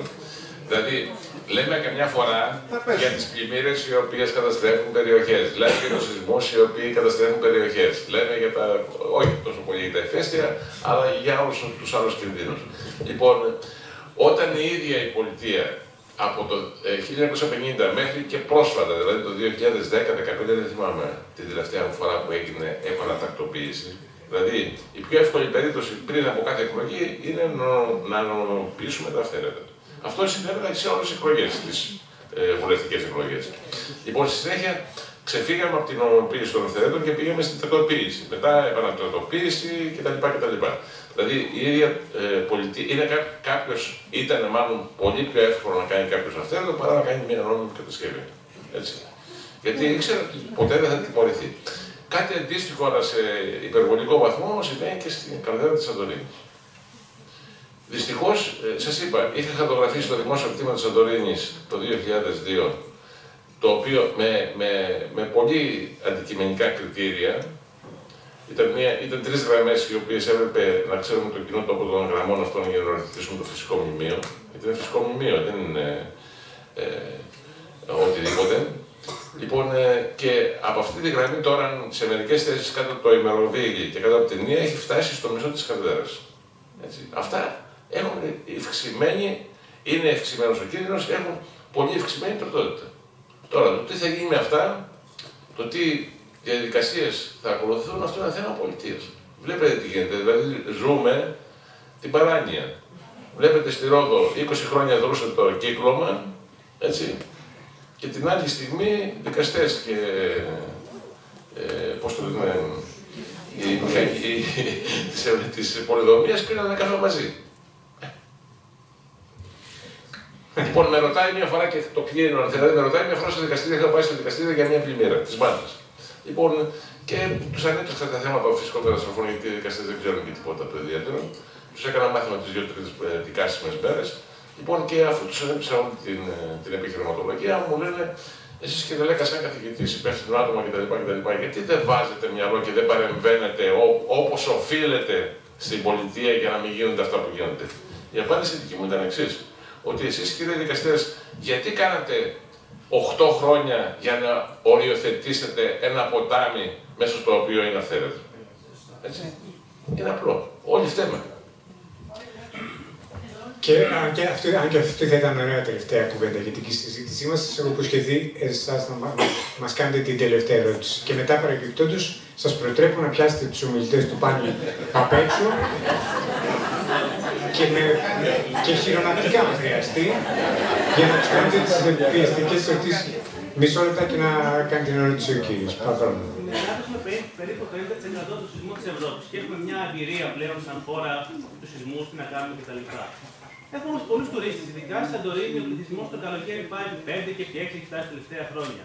Ο τουρίστας δεν ξέρει τι να κάνει, και ούτε μπορεί να γνωρίσει πού πρέπει να πάει για ένα τάλος ή γενικά να πάει κάτω από τραπέζι. Και επίσης, ειδικά στα θύρα πάνω στα θυρά ή στο Αθηνιό κάτω, στο άλλο λιμάνι,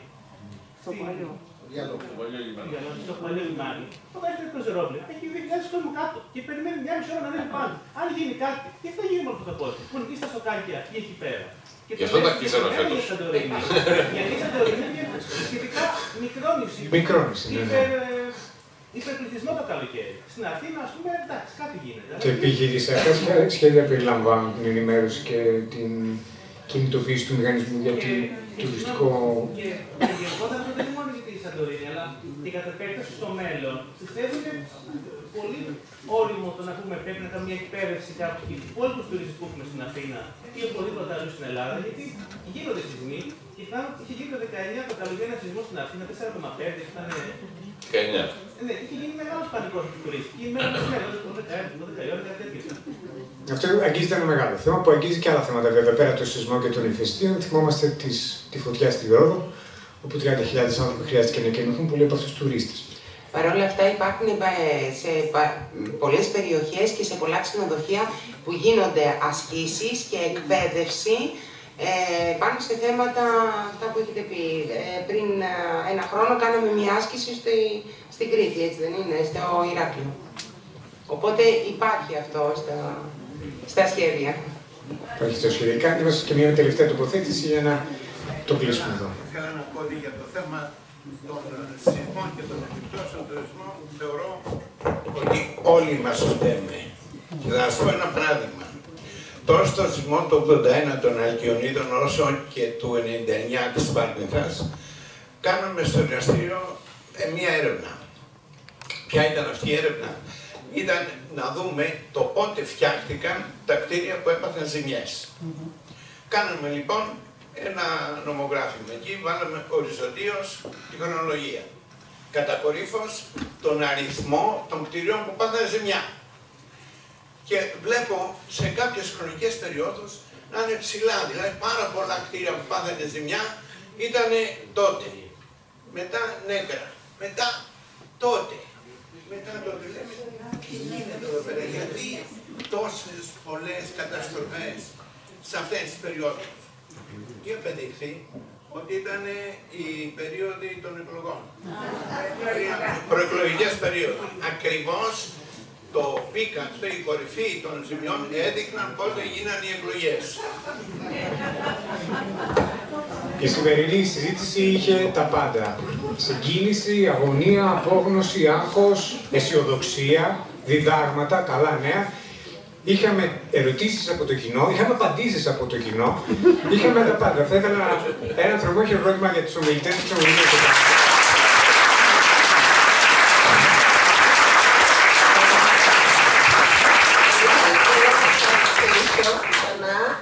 Όλους και το κοινό και που τόσο πολύ ενδιαφέρθηκε να ρωτήσει όλα αυτά τα ενδιαφέροντα πράγματα που ακούσαμε και τους ομιλητές μας εννοείται και ιδιαίτερα να ευχαριστήσω τον κύριο Κωνσταντίνο Καρτάλη που είναι καθηγητής του Φυσικού Περιβάλλοντος στο Πανεπιστήμιο Αθηνών και μέλος της Επιστημονικής Επιτροπής του Εθνικού Μουσείου Φυσικής Ιστορίας που βοήθησε πολύ στο συντονισμό της βραδιάς. Ευχαριστώ. Και μέλος της Διεπιστημονικής Επιτροπής του ΕΚΠΑ, έτσι. Μάλιστα. Βέβαια.